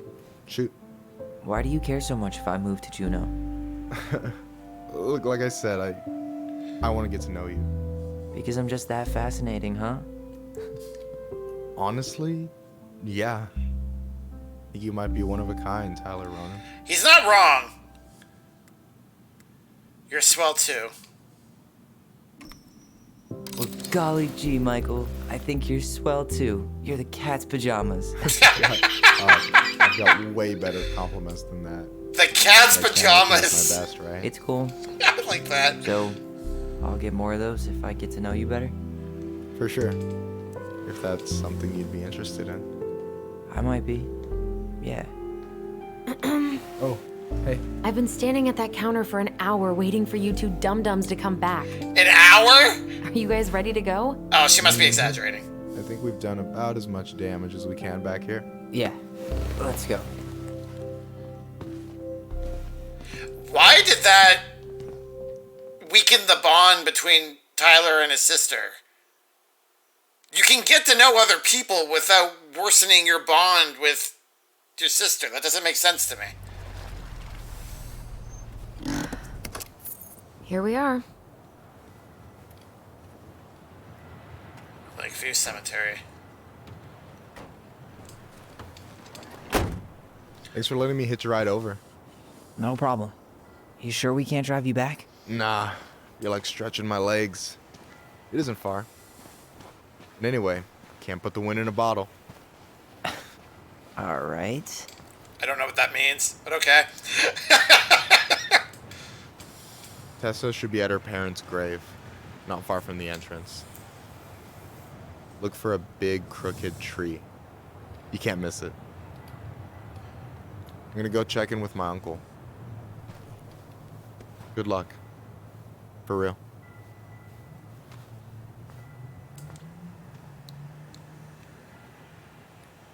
This doesn't feel like the right thing to do. Not while she's with her parents in the Pretty cemetery. spooked. I've never been a big fan of cemeteries. Especially after, you know. I promise after this we can chill at the house. Cool? We can't talk to you. Okay.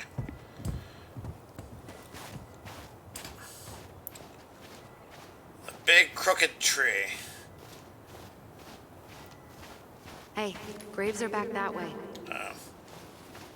Denied. So, did you ever come back? Shh, keep it down. Better? Much. Why do people always feel like they have to whisper in cemeteries? I don't know. Probably just a mirror neuron thing. Oh, what? Monkey see, monkey do. Yeah. Anyway, have you been back here at all? Since the funeral? No. I've never had a reason to. Thankfully. Okay.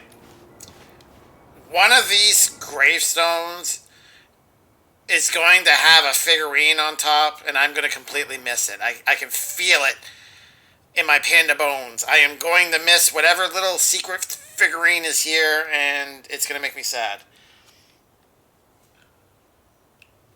I don't know about how that affected the bond, but it did. Yeah, that's what I mean. Like, why? Tyler's not allowed to branch out and meet other people? Like, it doesn't make sense to me. Our mother made us come here all the time. It was so weird. Maybe their father is here. Maybe that's why they would come here all the time. Oh. Mom, why do we always come here? Does it bother you? No. It's just weird because we don't know any of these people. I mean, except Eddie's mom. It never hurts to say hello. Because they're very lonely. That's right, sweetie. And sometimes, even if you can't see them, they stay with you. In here. Always here. Mom? Always. Yeah, she obviously had a connection here. A lot. But sometimes it was like loving us hurt her. Do you think she was just really scared of losing us? Maybe. Yeah. But I don't know. I mean, most parents are scared of losing their kids.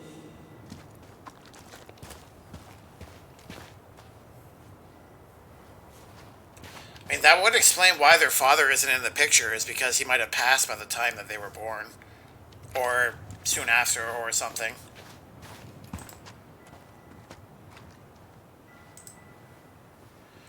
Due to the national outlawing of native religions and ways of life, much of our knowledge of the old ways of Tlingit spiritual practice has been lost. Below are two everlasting examples of the love and reverence we continue to show our departed in the tradition of our ancestors.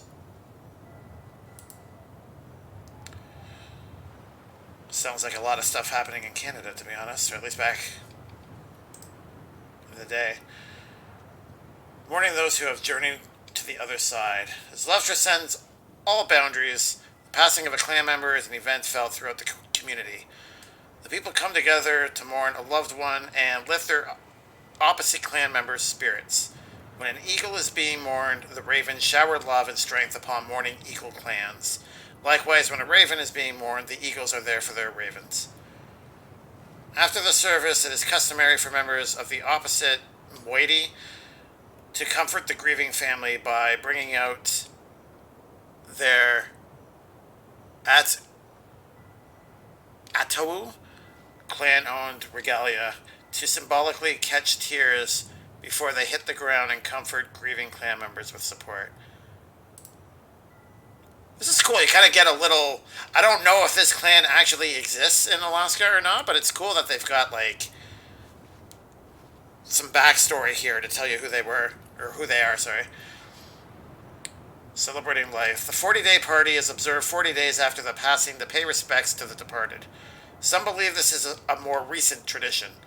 Family members organize a shared meal where a fire dish, one plate of food, is burned to nourish and comfort the spirit of the departed. 1 year or more from the passing, a Queeks potluck is held to first mourn, then celebrate the life of the departed. It is hosted by the clan of the deceased. This is to honor the departed clan member through a traditional ceremony, show appreciation, and pay debts to the opposite moiety who supported the clan during time of mourning.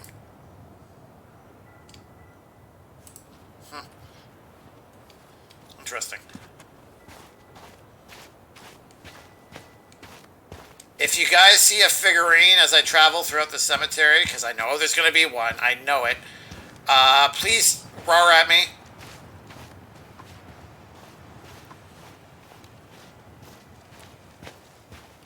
Well, here's the crooked tree, but no Tessa. Let's check around for her parents' grave, just to make sure this is the right spot. You think it's possible Michael remembered it wrong? Well, I've done inventory with him before, so yes. Oh, sorry, let me catch up here. That is a real Native American tribe, okay. Another reason to like this game, it shows much respect to the Native American culture. Yeah, for sure. Well, I mean, the people that don't nod pay real good attention to everything that they deal with. Like, no matter what community they touch on, they always obviously do their homework and try to be as respectful as possible. And honestly, I think that's why I like their game so much, is because it's very authentic. And yeah. Wait, is this the one we called Big Crookedy? The exact one. Why didn't we call it Gnarls Branching? Total missed opportunity. Because we weren't hip to basketball back then? Or CeeLo Green? Damn. I remember it going all the way up to the clouds. Everything does when you're 4 feet tall. It's not that crooked. Like, I mean, I guess technically it's crooked, but I wouldn't think it'd be crooked enough to be called that.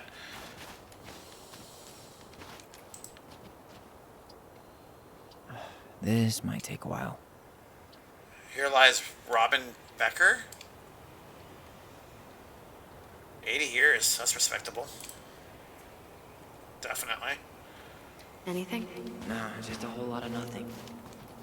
Am I able to go up here? Denied! Alright, back down we go. No luck on my end. De Leon. That's the one. Don't tell me we missed her.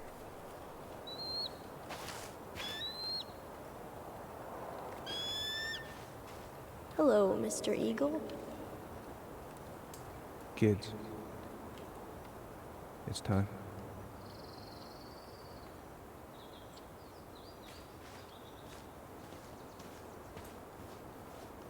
Oh, we're about to get a flashback.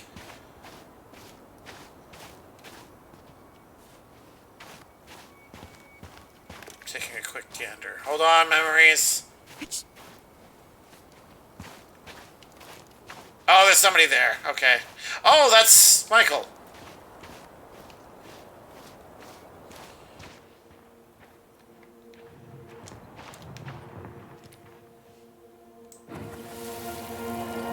Do we really have to go, Eddie? You can hold my hand if you want. I can walk fine on my own. It'll be quick, okay? Then we'll get something to eat. The day of the funeral. I barely remember it. That's probably for the best.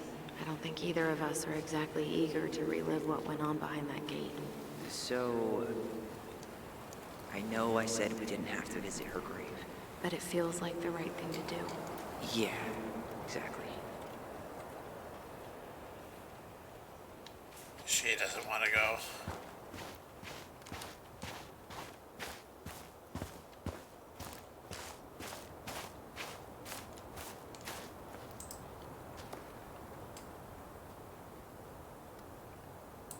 Till we meet again.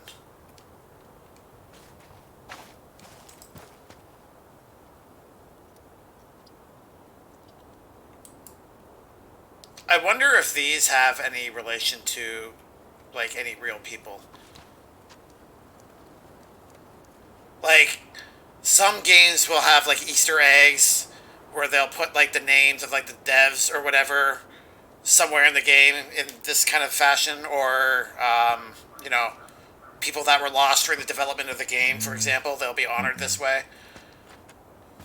I wonder if that's the story here, or if it was just...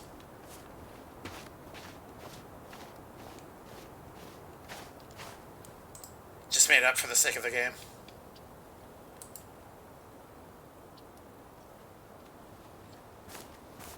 Oh, that's an interesting one. Lost in the chaos of history. What's that mean? Not sure.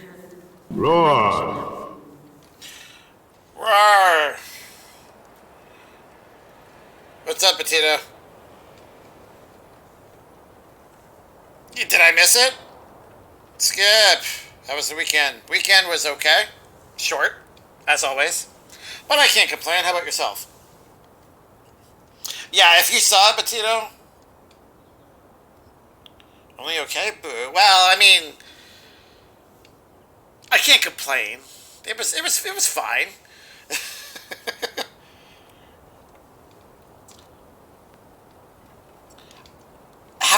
past it yet.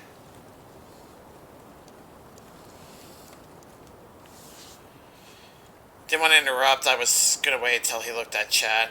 That's not a big deal. My weekend was good. That's good to hear. Alright, let's read this here. This plaque. To honor those no longer with us. The Tlingit... I have no idea if I'm pronouncing that right. Hopefully someone can tell me if I am or not. Preservation Committee and the community of Delos dedicate this monument as an everlasting connection between past, present, and future generations. May the memory of our dearly departed never be lost in the chaos of history. May this be a resting place for our loved ones who have journeyed to the other shore. May our eternal love soothe the wounds of days past towards a brighter horizon. I like that.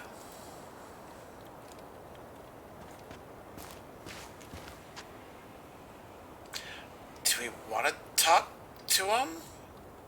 Do not step on graves. I don't know what's going to progress the story.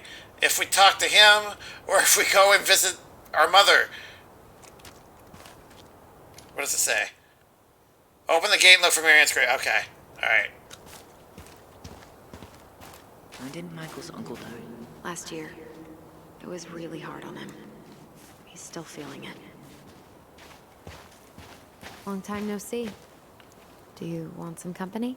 Come on over. Make yourselves comfortable.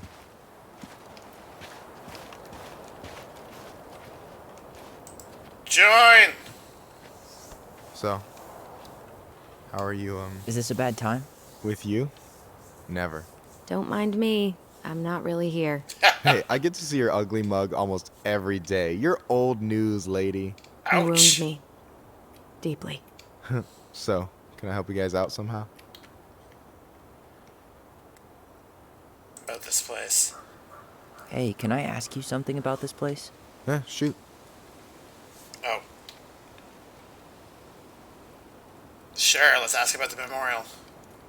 What's the story behind the Tlingit Memorial? May the memory of our dearly departed never be lost in the chaos of history. That was Uncle William. Lost in the chaos of history? Well, let's say you wanted room for a school or a road and didn't give a shit about ethics. Easy, you just dug up our ancestors. That shit happened a lot. God. Assholes. Yeah. And I mean, it still happens, but not as much. We have the elders to thank for that. Oh, that's it. Okay. I'll stop bugging you. I'll stop bugging you now. Well, I'm here if you're ever curious. What was your uncle like? So what was your uncle like? Oh, boy. Where do I start? You know that one grumpy grandpa in all the sitcoms? The one that types like a T-Rex and never leaves his recliner? Types like a T-Rex. I like that. Just how does one type like a T-Rex? You know, almost kissing the keyboard. Like, makes you look like you got tiny baby arms, like a T-Rex. Never change, Michael. Anyway, as grumpy as he was, they didn't make him any sweeter than him. He's the kind of guy who accepted you for where you were at, even when he didn't approve. Not many of those out there. Is that it? You were close to your uncle. You and your uncle were really close, huh? Definitely. I could push his buttons without even trying. My family's old school Tlingit. Spent more time with my uncle than my dad. He was the first person to test out all my new recipes. Even before Allison. Guess I should thank Uncle William for saving me from a muffin top. I volunteer for taste testing. If you need a new taste tester, sign me up. As if you had a choice. I plan to hit you both up for feedback my whole way through school. I'm in. As long as there's nothing as adventurous as that Tlingit-style salmon with pepper and saffron. No way I'm promising that. Fortune favors the bold, goes double for food. Alright, I guess that's it. Alright, talk to you later. Talk to you later. You bet.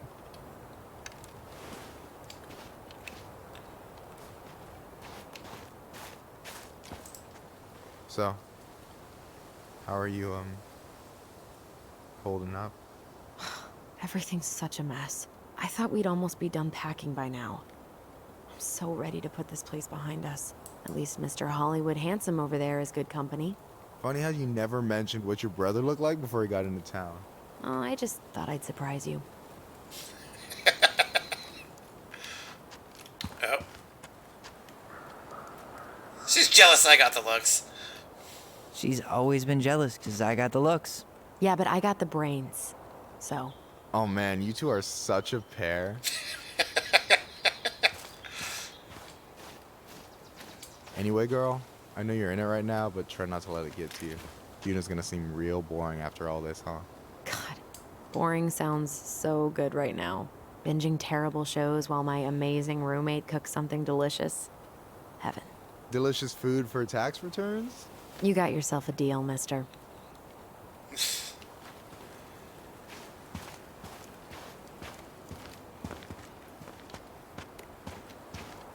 Alright. I guess let's carry on.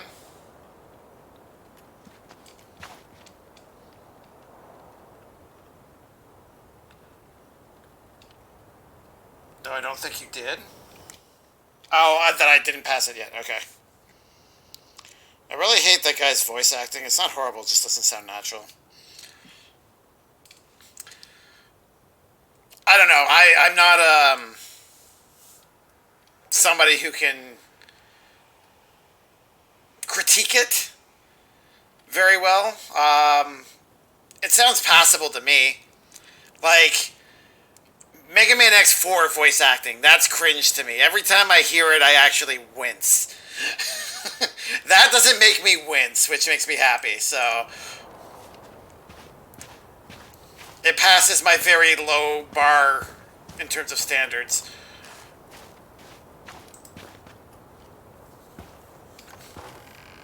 And the way I see it, it's better than anything I could do, so you guys were there for Doki Doki.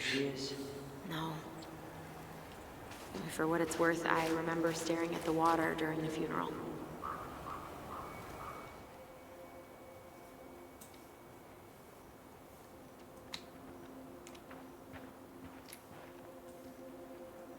Oh, here we go. Allison, please. I'm not going. Allison, come back.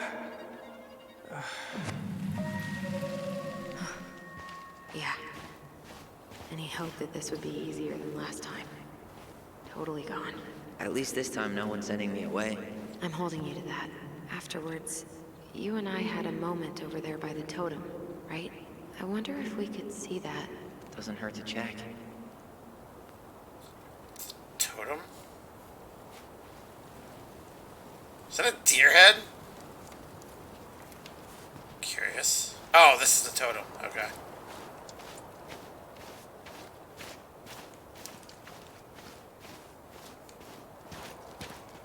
Yeah, that's where I went when I ran off. Oh. No, that's a rock. Dang it.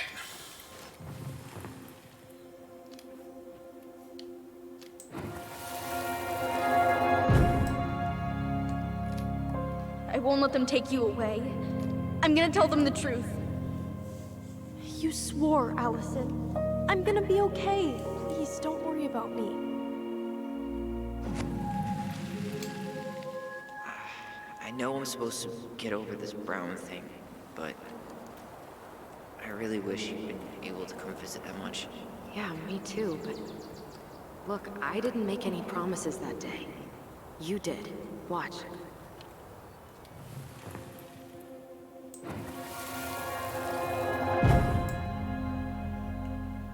They all think you killed her. It's not fair. I'll be okay.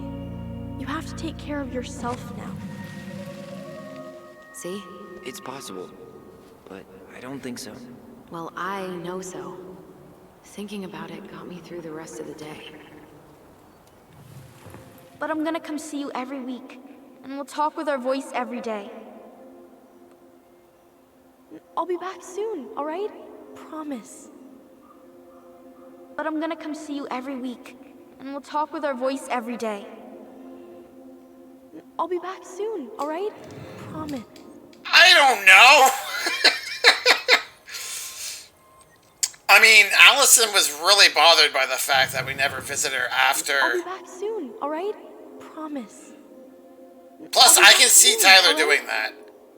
But I'm gonna come see you every week, and we'll talk with our voice. Promise. I'll be back soon, all right? Yeah. Promise. I'll be back soon, all right? Promise. Chief Brown's gonna take care of you. We'll be okay. You'll see. Kids, about to start. I'm sorry it took me so long to come back. I got so caught up in everything that... You really don't have to explain. I understand what you were going through now. Are you ever gonna let me finish my sentences? Maybe someday, but not today.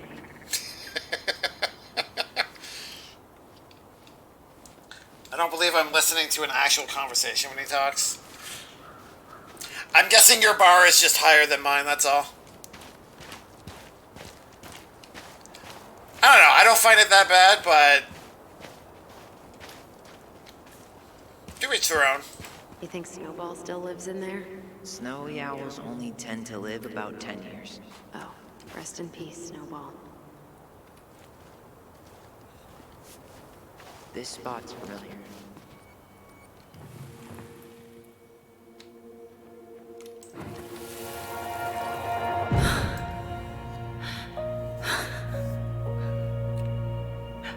Carol Brown? I forgot how hard Marianne took it when Eddie's mom died. Only 4. But, yeah. She lost one of her only friends. She was always saying how she never would have found a place in Delos Crossing without Carol. You think her death kicked off Marianne's... Sorry, what's that? It definitely didn't help, but no. It was years later. Yeah, I would agree. I mean, trauma doesn't just disappear. Like, it's something that could have crept up on her years later, or contributed, for sure. Higher than yours, but not very high. All right, fair enough. You're red hot. I feel like it's around here somewhere, yeah. Is it behind? No way. Her box is still here? We did cover it in like 100 layers of glue.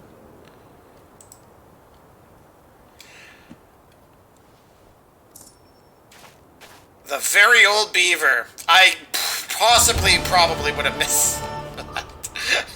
Thank you. Carol Brown, October 8th, 1937 to September 21st, 1999. I know that's supposed to be like a sun. I don't know if like sunrise or sunset or whatever. But the way that the sunbeams are flaring out, it looks like it's just an arrow pointing down. Like Carol Brown is down here. I don't like that design.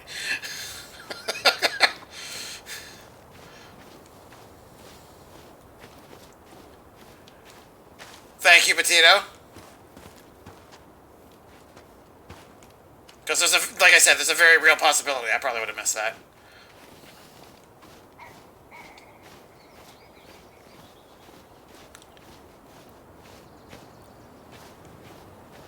Ty. What? This is it. Right? Yeah. God, I think I need a second. I'm gonna have a look around, okay? I'll be right back. Yeah, all good. I still haven't found it. Oh, Sorry. okay. All I remember is a bird jumping around on a stump during the funeral. Okay, she's just like hints or something. Like, there's not that many graves. It shouldn't be that difficult to find. She's gotta be here somewhere. Not this one. Still not the one.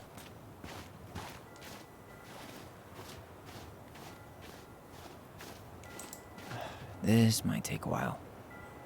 Not really. There's not that many stones left to check. There we go.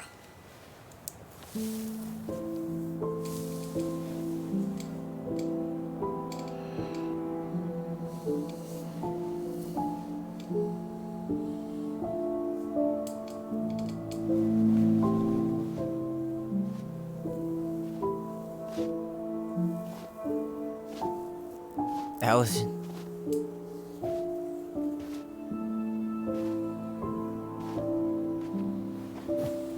Is that her?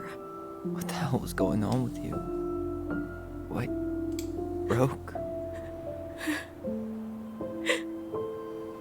Why didn't you say anything? We were your goblins. You didn't have to do it all alone.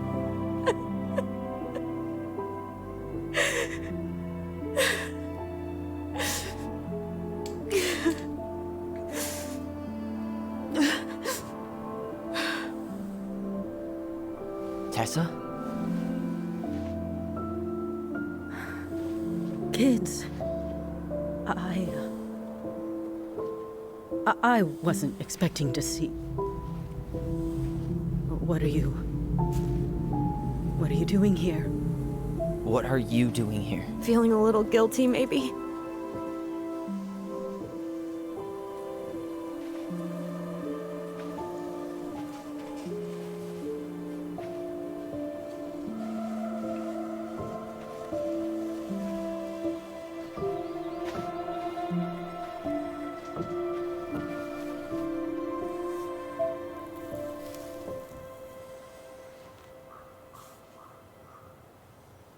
When we pass on, our graves are all anyone has to remember us by. Letting hers just fall apart would be cruel. I'm not a cruel person. Cruel enough to call social services on our mother. I wanted to protect you. Marianne was getting worse all the time. I was afraid that if things kept going the way they were, then one day... We were going to end up dead? No, I won't do this again. I refuse to be held responsible for her choices. Marianne was fine until you reported her. Fine. She was getting by on handouts for years. There are only so many times you can show up high to a generous offer of employment. Assuming you show up at all. In the end, she isolated herself from everyone. She was alone and out of options. She had us, until you threatened to have us taken away. I couldn't let her drag you down with her. She had you stealing for God's sake. Your mother never wanted to be a part of this community. She always thought she was better than the rest of us. A spoiled little girl playing fairy princess in the woods. If she just settled down with someone instead of running around with married men, well, just ask Sam Kansky how much better that would have been for everyone. Wait, what? I knew it. Oh, God. What happened between them? I wasn't thinking. Please, just forget I said anything. Tessa! All I know is whatever went on, Laura left Sam over it. But I shouldn't have said anything about that. I promised I wouldn't. I'm sorry, kids.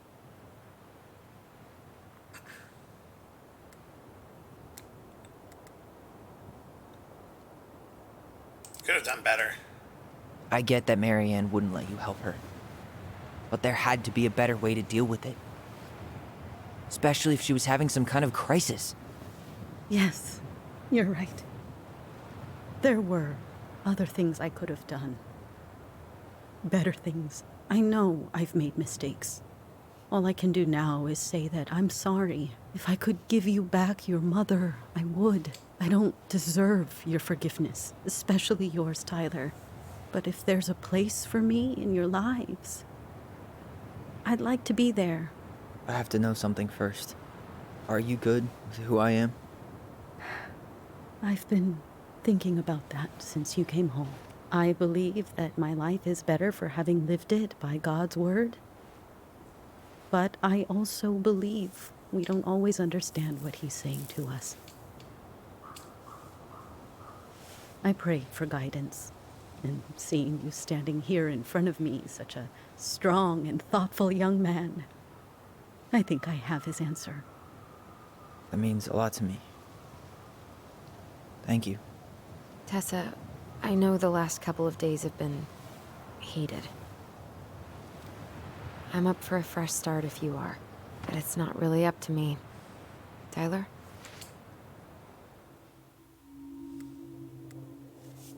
Wait. What changed your mind? I thought you couldn't stand her. What happened? She did the only thing she thought she could. I can relate to that.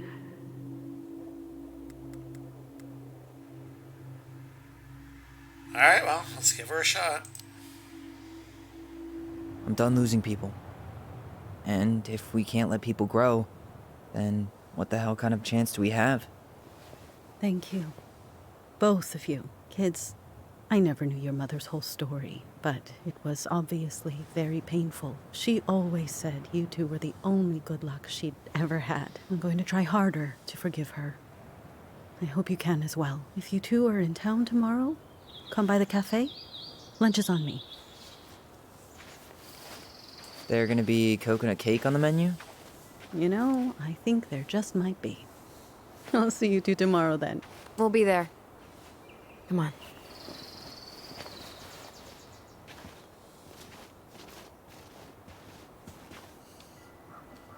Truth bomb! That was something, huh? I'm not surprised, to be honest. I mean, Sam's... Every time Marianne was ever brought up, Sam's been very remorseful, very saddened by everything, more so than just a friend of the family. Like, you could tell there was obviously something more there, so that's not terribly shocking. Panda, I can only watch your stream in 360p. Are you streaming lower? No?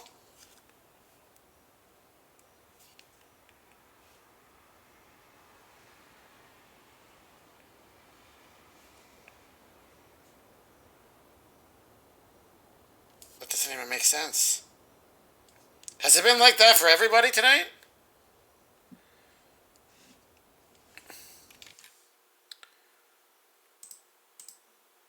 I haven't changed any settings, actually. No, everything should be fine. I'll have to check it out after the stream, and I'll see if it's... I have the stream on auto. I was having a hard time reading stuff, so I went to check my resolution settings, and 360 is as high as it can go.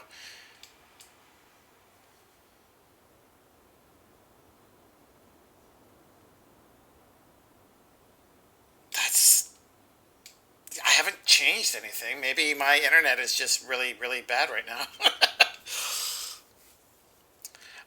Yeah, I don't want to be fiddling around with it right now because I don't remember. Is it viewable? Like I can still read. The font in this game is really hard to read. Anyways, that's why I'm kind of trying to read everything out loud as well. Like, even I sometimes struggle with it because the lettering, the font that they use is just not fun. The highest setting for me is 720p. Okay. That's about more what I would have expected, yeah. Just let me sort of worry you. No, I mean, I'll still look into it. I thought it was streaming as high as 1080, but I'll take a look after the stream. That was. I'd pretty much given up on her, but I guess sometimes people change. I know. I feel like a total ass right now. She needed to hear all that. You shouldn't. She needed to hear all of that. Yeah, you're probably right. Still, I might bring in a peace offering my first day back. Any ideas? Jesus stuff? Maybe I'll just finally bring back that book I borrowed 6 months ago. There you go. Can we just enjoy the view here for a sec? God, that's gorgeous. Okay, let's go.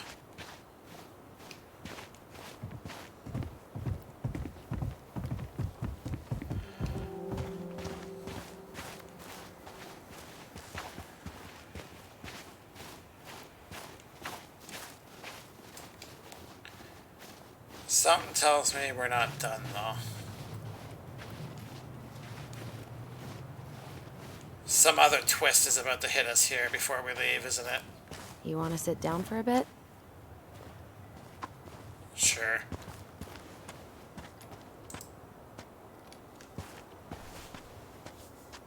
Not a bad view, right? Yeah. I get now why they put cemeteries in nice spots. Takes a little bit of the sting off. Thanks for coming with me. Listen, I know this has been hard. I'm really grateful you saw it through with me. Fireweed was great, but there was no one really there for me like that, you know? You're the only one. Hey, brothers and sisters, right? But it's been way more brothers than sisters lately, which is why I'm trying to say thank you. You really don't have to. You saved my life, Allison. Only for you to end up locked up in fireweed for the rest of your childhood. Wait, are you still blaming yourself for that? Don't. It was my choice. It's just... I stole your life, Tyler. And then I totally wasted it. That's not true. You're on your way to Denali. Michael's gonna be a famous chef, and what am I doing? Nothing.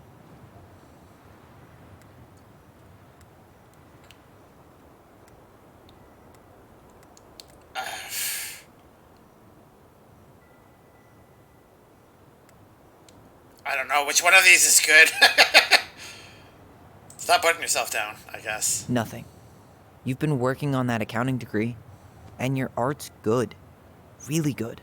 Stop putting yourself down. As soon as we figure this shit out, we're gonna sell the house, and you're gonna go to Juneau. You're gonna kick ass. You make it sound so easy. No. We never had a shot at easy. But we always pull through, right? Yeah. You're right. Hey. Wherever Ranger Tyler ends up next, he better come down from the hills to visit us city folk every now and then. You hear? For sure. And anyway, that's not gonna be for a while. We've got time. Oh yeah, of course. We do. So why do I feel like we know don't? The story now, huh? Marianne was done with Delos, and Delos was done with her. Maybe she was too proud, but she worked so hard for so long, and when she reached the end of her rope, no one was there to help her. Not even Tessa or Eddy. And when she heard social services was coming, she Gave up. But killed her kids? Really? I don't know. It still feels like there's something missing, right?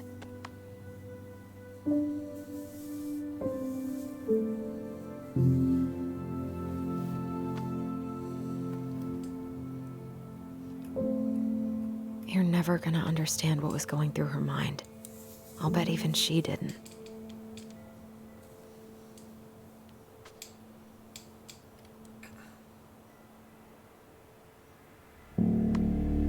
It's probably always gonna feel that way.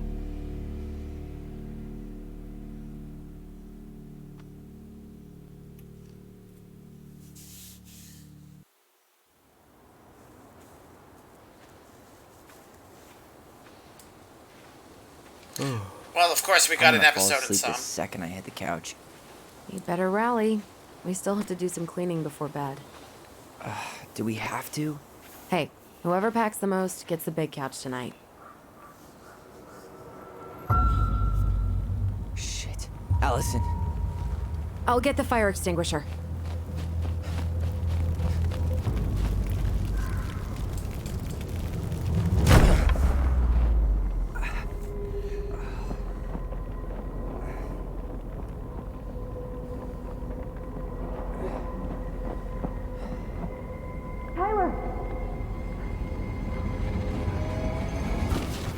Tyler, are you all right? Allison, barn. Stay there. I got it.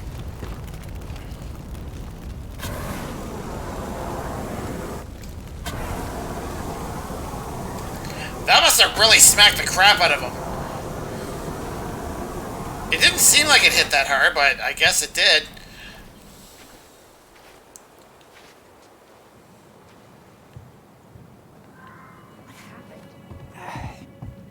There was a guy.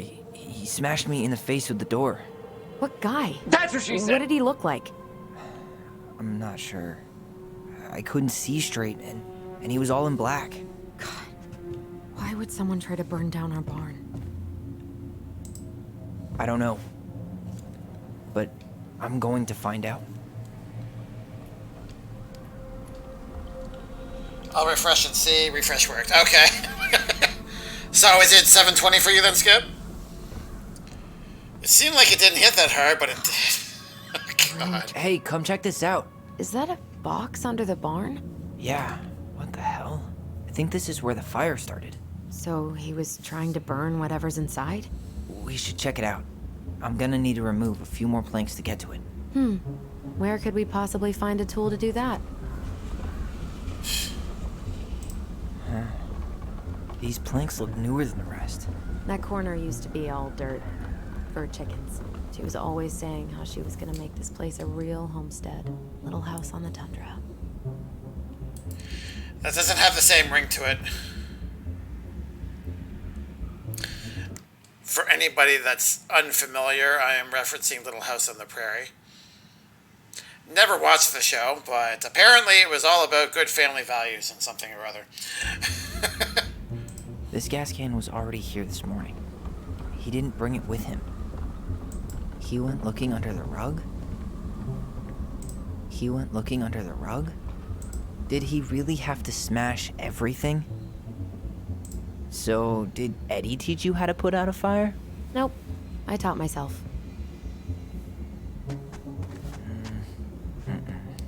Alright, well, let's look for tools, I guess. Asshole even dumped the drawers. Huh. At least you were spared.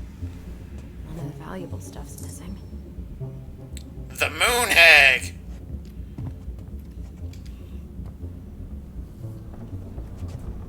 Oh, crowbar, here we go. Guess we know how he made the hole.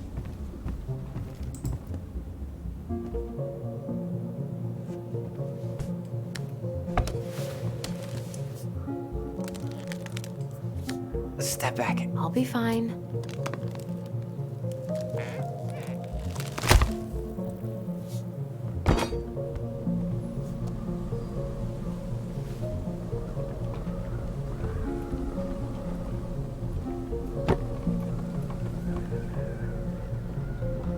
Well, I only know one person who'd bother to decorate a storage box like this. Marianne. Let's open it. 3 digits. Any ideas? Marianne was never really a numbers kind of person. Of course, the Book of Goblins. Why What's not? that there? Some kind of carving. Not sure what it is, though. Alright.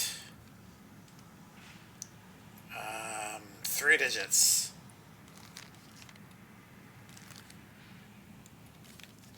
Oh, God. Finding anything? Just give me a sec. We wrote a shit ton of stories. Yes. Yes, you did.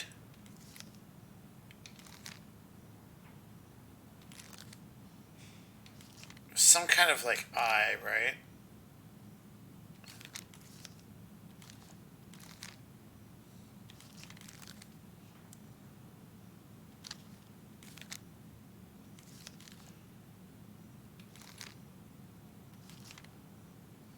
The moon hag loses her name.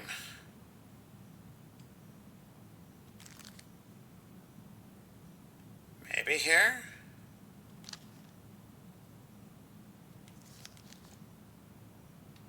Wait. Look. It's the same symbol. The secret keeper. Well, let's see if we can find any numbers. Wait, what?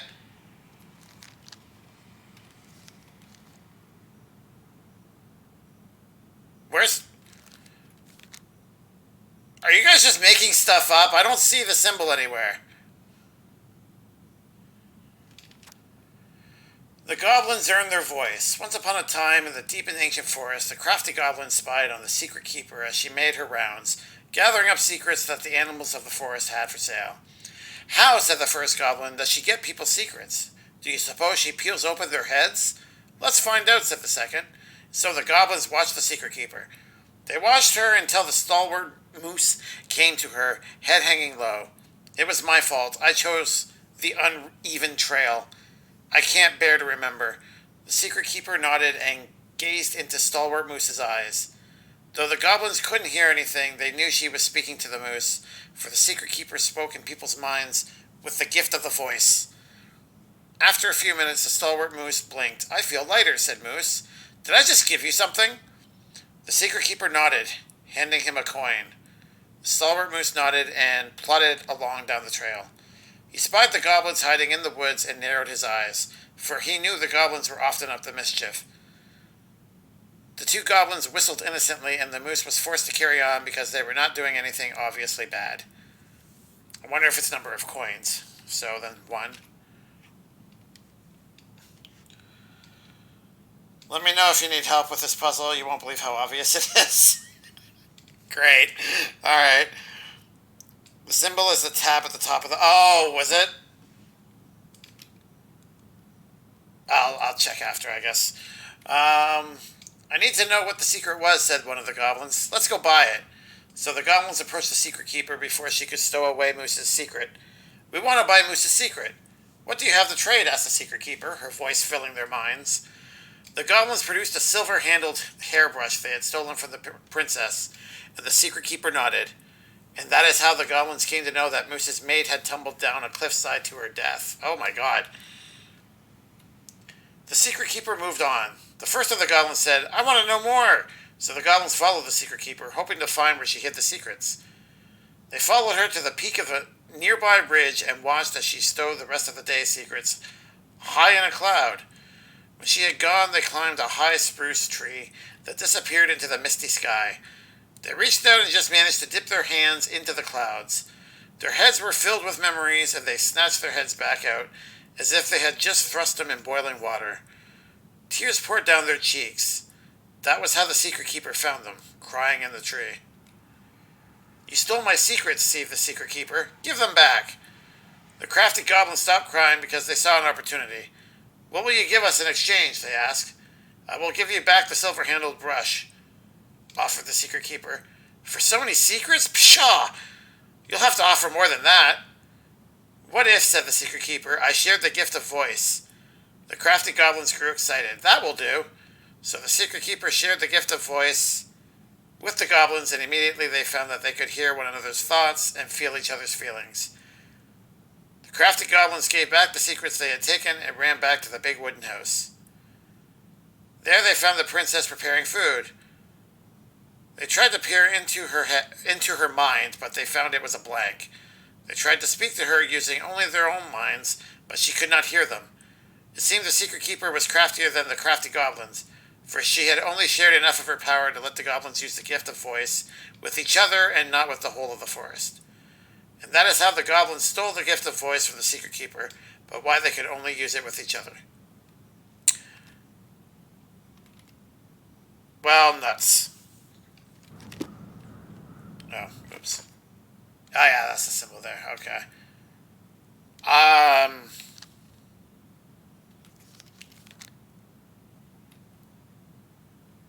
Yeah, this one's obvious, huh?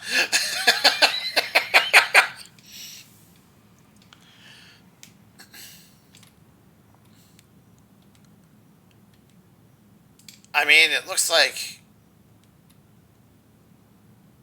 I mean, every time it was only like one of each thing. So if it had anything to do with the exchange, it would be just one. Oh. I don't see this. That wasn't it. Yeah. I didn't think that would work.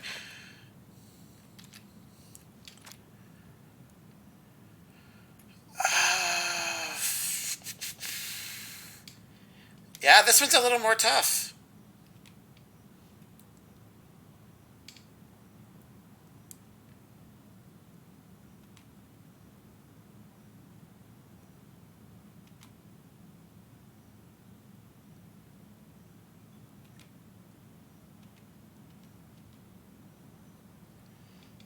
It really is?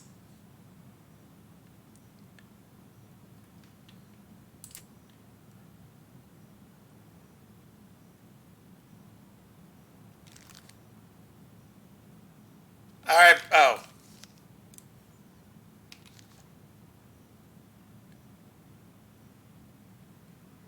I see the number 3. Is it actually 130?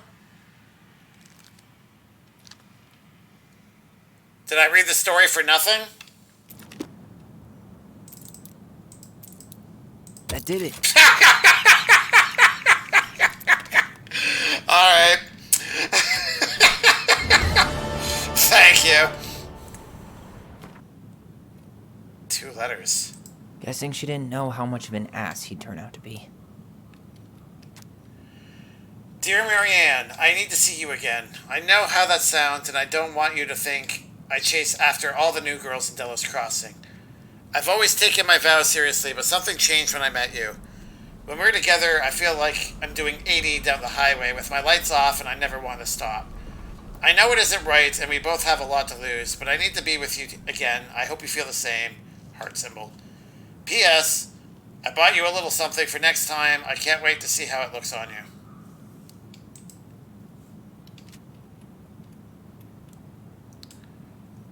Oh. There we go. Fuck. That's rough. Marianne? This guy tried to push Marianne to get an abortion, even though she wanted to keep us. Are you done? Okay. Marianne, I'm sorry you're in this situation. I know you feel like you'd make a great mother, and I don't doubt you will someday. But right now, we have to be sure we don't ruin 3 lives. My marriage hasn't been happy for some time, but she doesn't deserve this. But mostly, I'm worried about you. People here talk, and I don't want you to have to go through that. I know money has been tight, but I'll do what I can to help you do the right thing. Just let me know how much you need. Oh my God, Sam is their father. Oh God. Although these, okay, I'm leaping to an assumption here. Neither one of these are signed, but he's talking about a divorce. Or no, he's not. He's talking about his marriage, which would have been still in effect at the time, technically.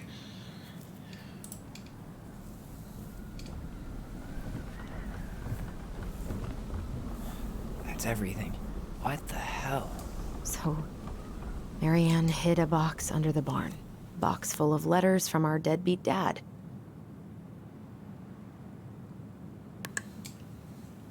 It's pretty clear. It's pretty clear what happened. You thinking what I'm thinking? Yep. That guy had an affair with Marianne, and he just tried to torch the evidence.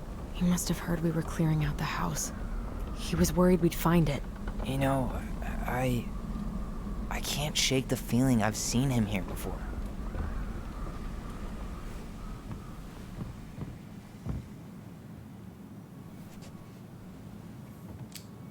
Is Sam about to... Oh. Oh. For memory hunting, okay.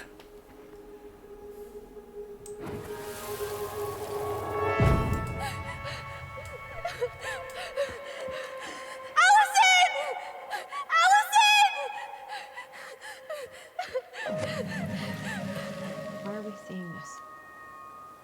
I don't know about you, but I haven't forgotten anything about that night. I would have said the same thing, but something felt different. I need to see the rest. But you know what happens down there. That's the thing. I'm not sure I do.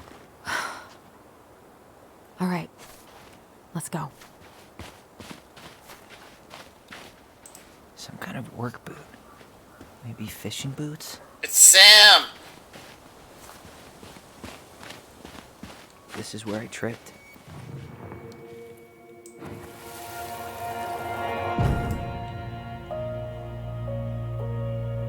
Well, it should be like Alexander or something. The Mad Hunter. Wait, there was someone here that night? In the woods? No. It was just... I saw... Who the hell did I actually see? Damn. He ran straight for it. No stops, no turns. He was on a mission. Luckily, Allison didn't completely ruin it, walking through them.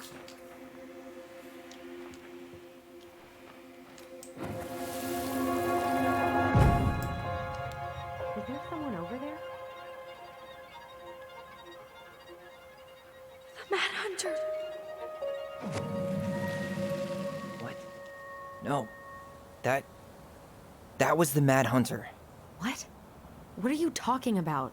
That night, I thought I saw the Mad Hunter in the woods, but I guess it was just some asshole.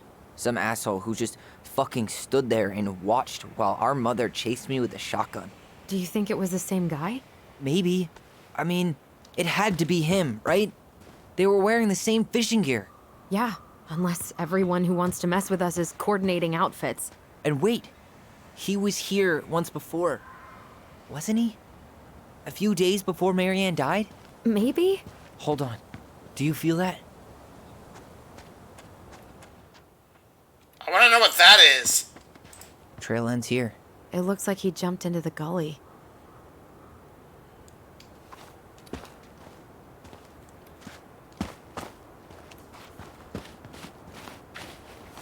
Oh.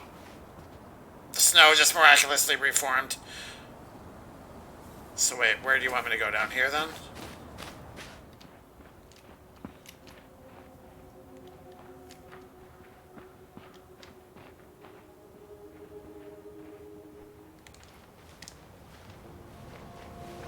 Wait, was I not supposed to go here yet?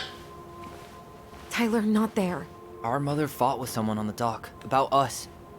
We need to know if it was the same guy. But what if it's not that memory? What if it's... I can't go through that again. We have to take that chance. But do we really? I mean, someone just tried to burn our barn down. Yeah, and that means we've got to be close to something. I'm not going on that dock.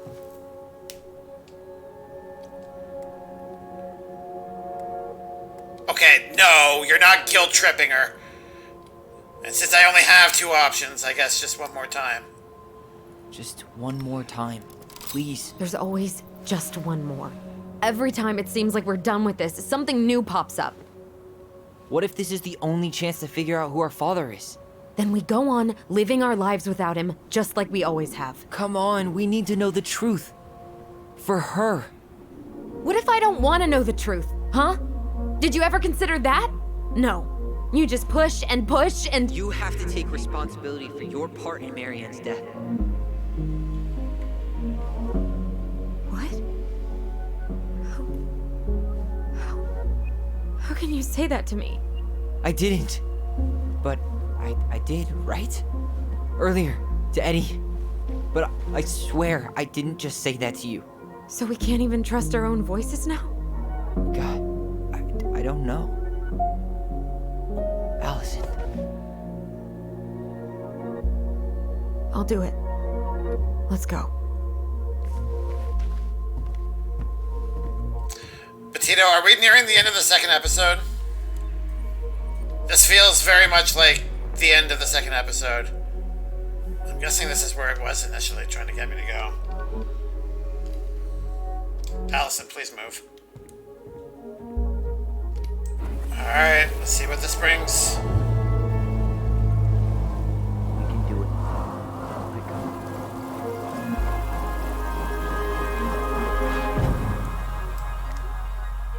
Ouch! Watch it! You're stepping on my foot! Can you hear what they're saying? Quiet! We don't want Mom to catch us out of bed.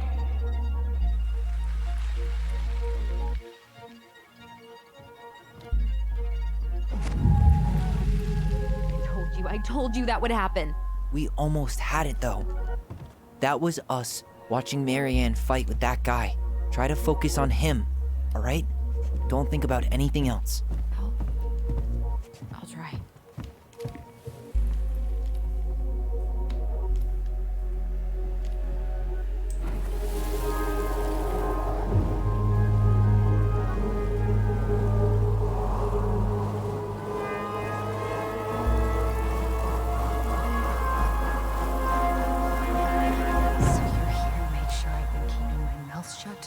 I don't owe you anything. You've been a little all over the place lately. All over the place? I've just been trying to survive. If you want to make sure I don't get desperate, you could help us out. Lend me some money. What happened? Why did it stop? I can't, Tyler. But we were so damn close. She knows.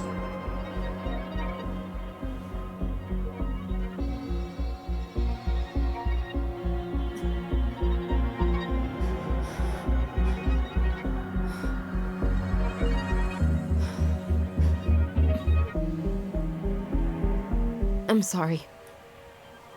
But I'm done. That's it? You're just giving up, just like that. You can't do this. We owe her. Marianne is gone, Tyler. And nothing we do is gonna change that. Don't go, please. You can't keep running from this alley, or it's only gonna get worse.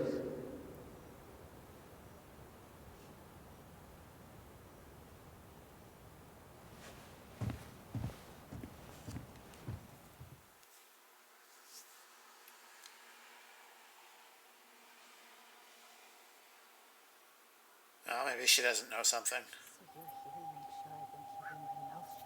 I don't owe you anything. Ouch! Watch it! You're stepping on my foot! Can you hear what they're saying? Quiet. We don't want Mom to catch us out of bed. Okay. Her hair's the same. It's not cut up. There's no money. I've never asked you for anything, but right now they need you. It's not gonna happen. I've got everything I need to nail your ass in that barn. And just what do you think happens after that? What do you mean? Well, if those kids have a father, you really think there's a court out there that'll let you keep them? No! You have no claim to my children. Get the hell off my property, now! If you ever come back here, I'm going to kill you! Allison?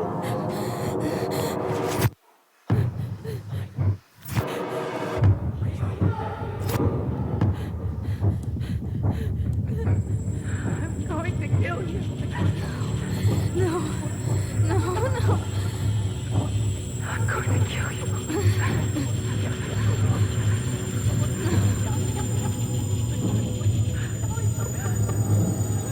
I'm going to kill you.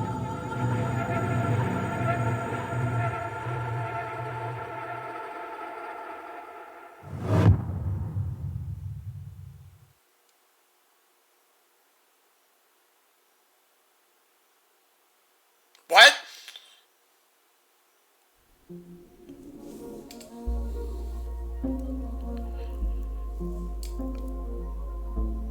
That was a great big heaping bowl of what? What? 95%. Yeah, I figured we were pretty close.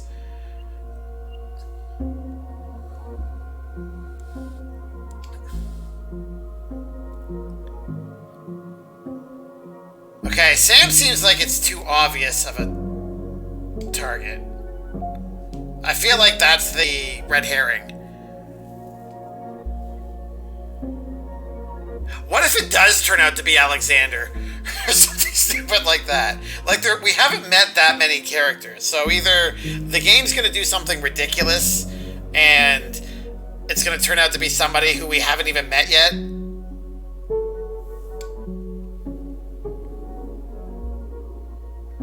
I feel like Alexander's the only one that could be a twist, but a twist that you could see coming. I don't remember what he said when we were talking to him, though, on the boat.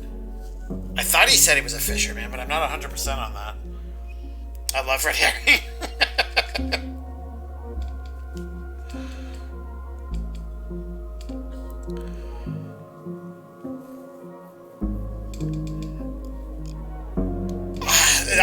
I'm gonna say that was a little bit more frustrating. At least at the end of the first episode, we got like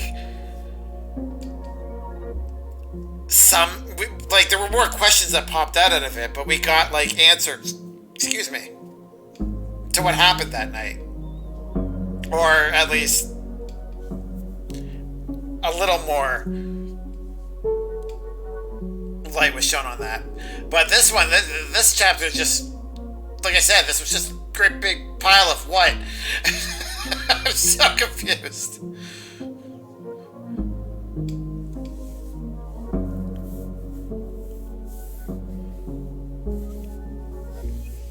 Alright, we're probably going to end it. What time is it? 56. Now it kicks him right into the next chapter, right? So we might go a little bit into the third episode. Just to see what pops up here. I don't know, we'll see. We'll see once the credits end. I want to explain that last scene. No, I know. I know it will be explained in the final episode here, but it's just... I was hoping for a little more resolution than that.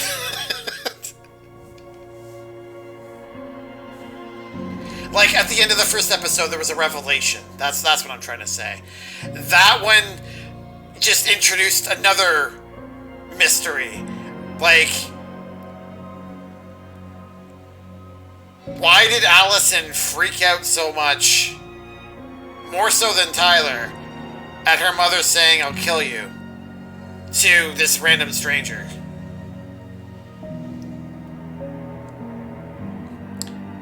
And then she ran into the woods, and then she just kind of calmed down or something? I don't know what happened there. So, it was so weird.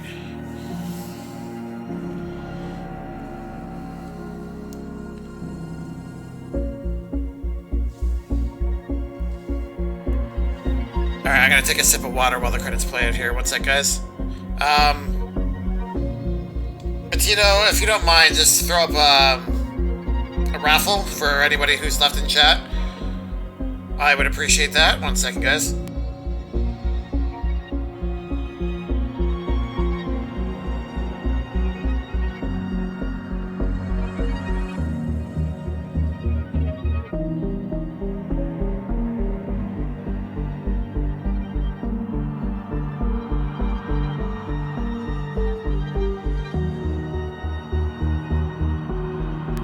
There we go.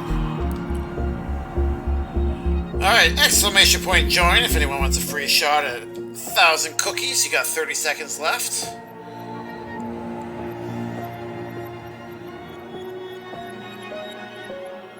I got a feeling it's going to be free cookies for you, Matito. But hey, you stuck it with me here the whole time, so...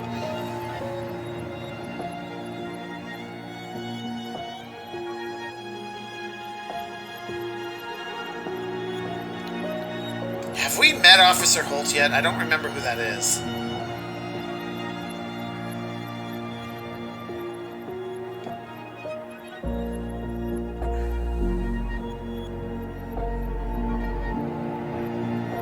Alexander Gershwin, that's right.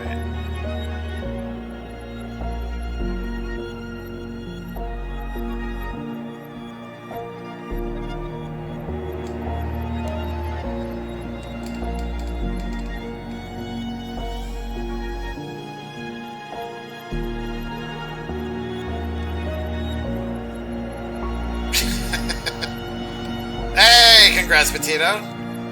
Not really surprised.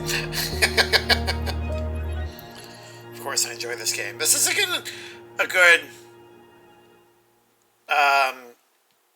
game for sure.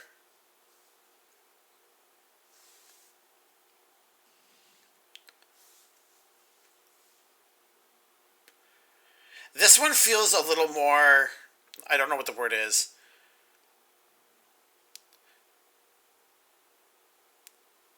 Like, The Walking Dead is of a similar nature. There's a lot more story-driven narrative. A little less action, though.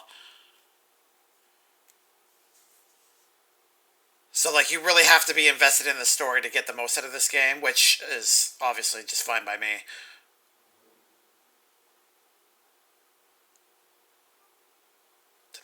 stopped again. I really wish that they would have had the music last long enough to go through the credits. I have to give you more game suggestions. Yeah, throw them up. We're nearly running out, so... I mean, I have a whole bunch of games on my own list to fall back on. There's more obnoxious loud noises. Apologies for that. But yeah, I'm always open to more games that I'm unfamiliar with. What was I going to do? Oh yeah, Panda Party. Party Panda. But yeah, just make sure, Betito, anything that's on the PlayStation Store or Steam, please. Everything else is a little more complicated. Oh, I was going to do a Party Panda, but... Oh, yeah, we can do it here. Okay.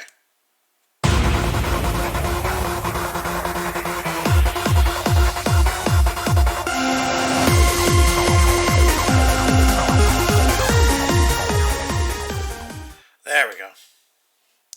Tyler felt relied on when Allison chose his memory at the house. Which would have been at the end of last stream, I guess, because I don't remember what that was. Tyler felt heard about needing time when Allison refused the house showing. 2/3, yeah. I mean, it would have seemed silly to try to rush it. So... Allison felt hopeful about becoming a family when Tyler forgave Eddy. 80%, dang. Eddy was touched by Tyler's forgiveness, which is the exact same thing as that, so I don't know why there's two different screens for it. Michael was heartened by Tyler's compliment. I don't know what specifically he's talking about there. They exchanged many conversational tidbits, so I don't know what compliment specifically this one refers to. Tessa felt grateful the twins kept her in their lives. 81% forgave. Alright, let's see what the tidbit is for the next episode.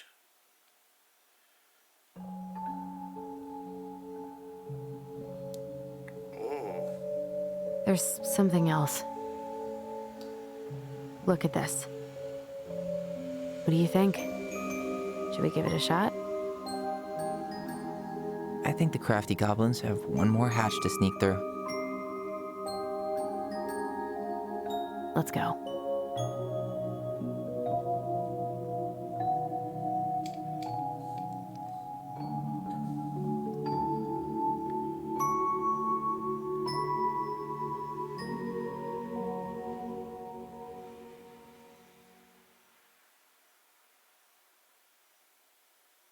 Well, that was a little more pleasant than I was expecting.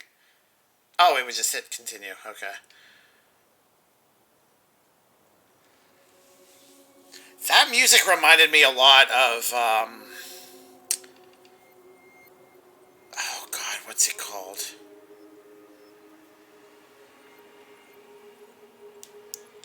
Hold on, it's gonna bug me.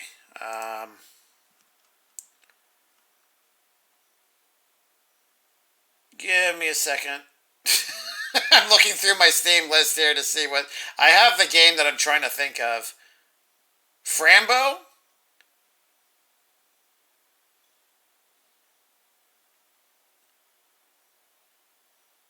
Might have been Frambo or Little Misfortune, one of those two. The music had this very tragic, haunting melody to it that reminded me of one of those types of games. Cat's pajamas. Oh, is that what that was? Okay. Alright, fair enough. Alright, well, thank you everyone that's been lurking and hanging out here. I greatly appreciate you. Betito, thank you again for hanging out here. Again, the whole stream. I greatly appreciate that. It's the same developer, I think.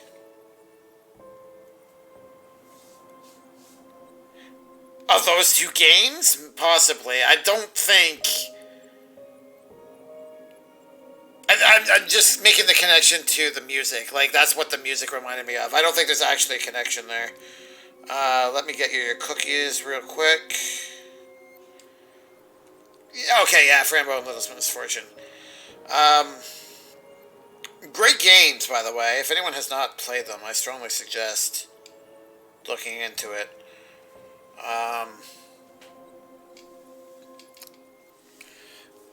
Tugs on the heartstrings a bit. But, I mean, if you're watching this, you're probably okay with that, so. But yeah, thank you guys for being here. I'm not going to raid. Well, hold on. Let's see if there's anybody we can quickly raid. I don't intend on staying up too late.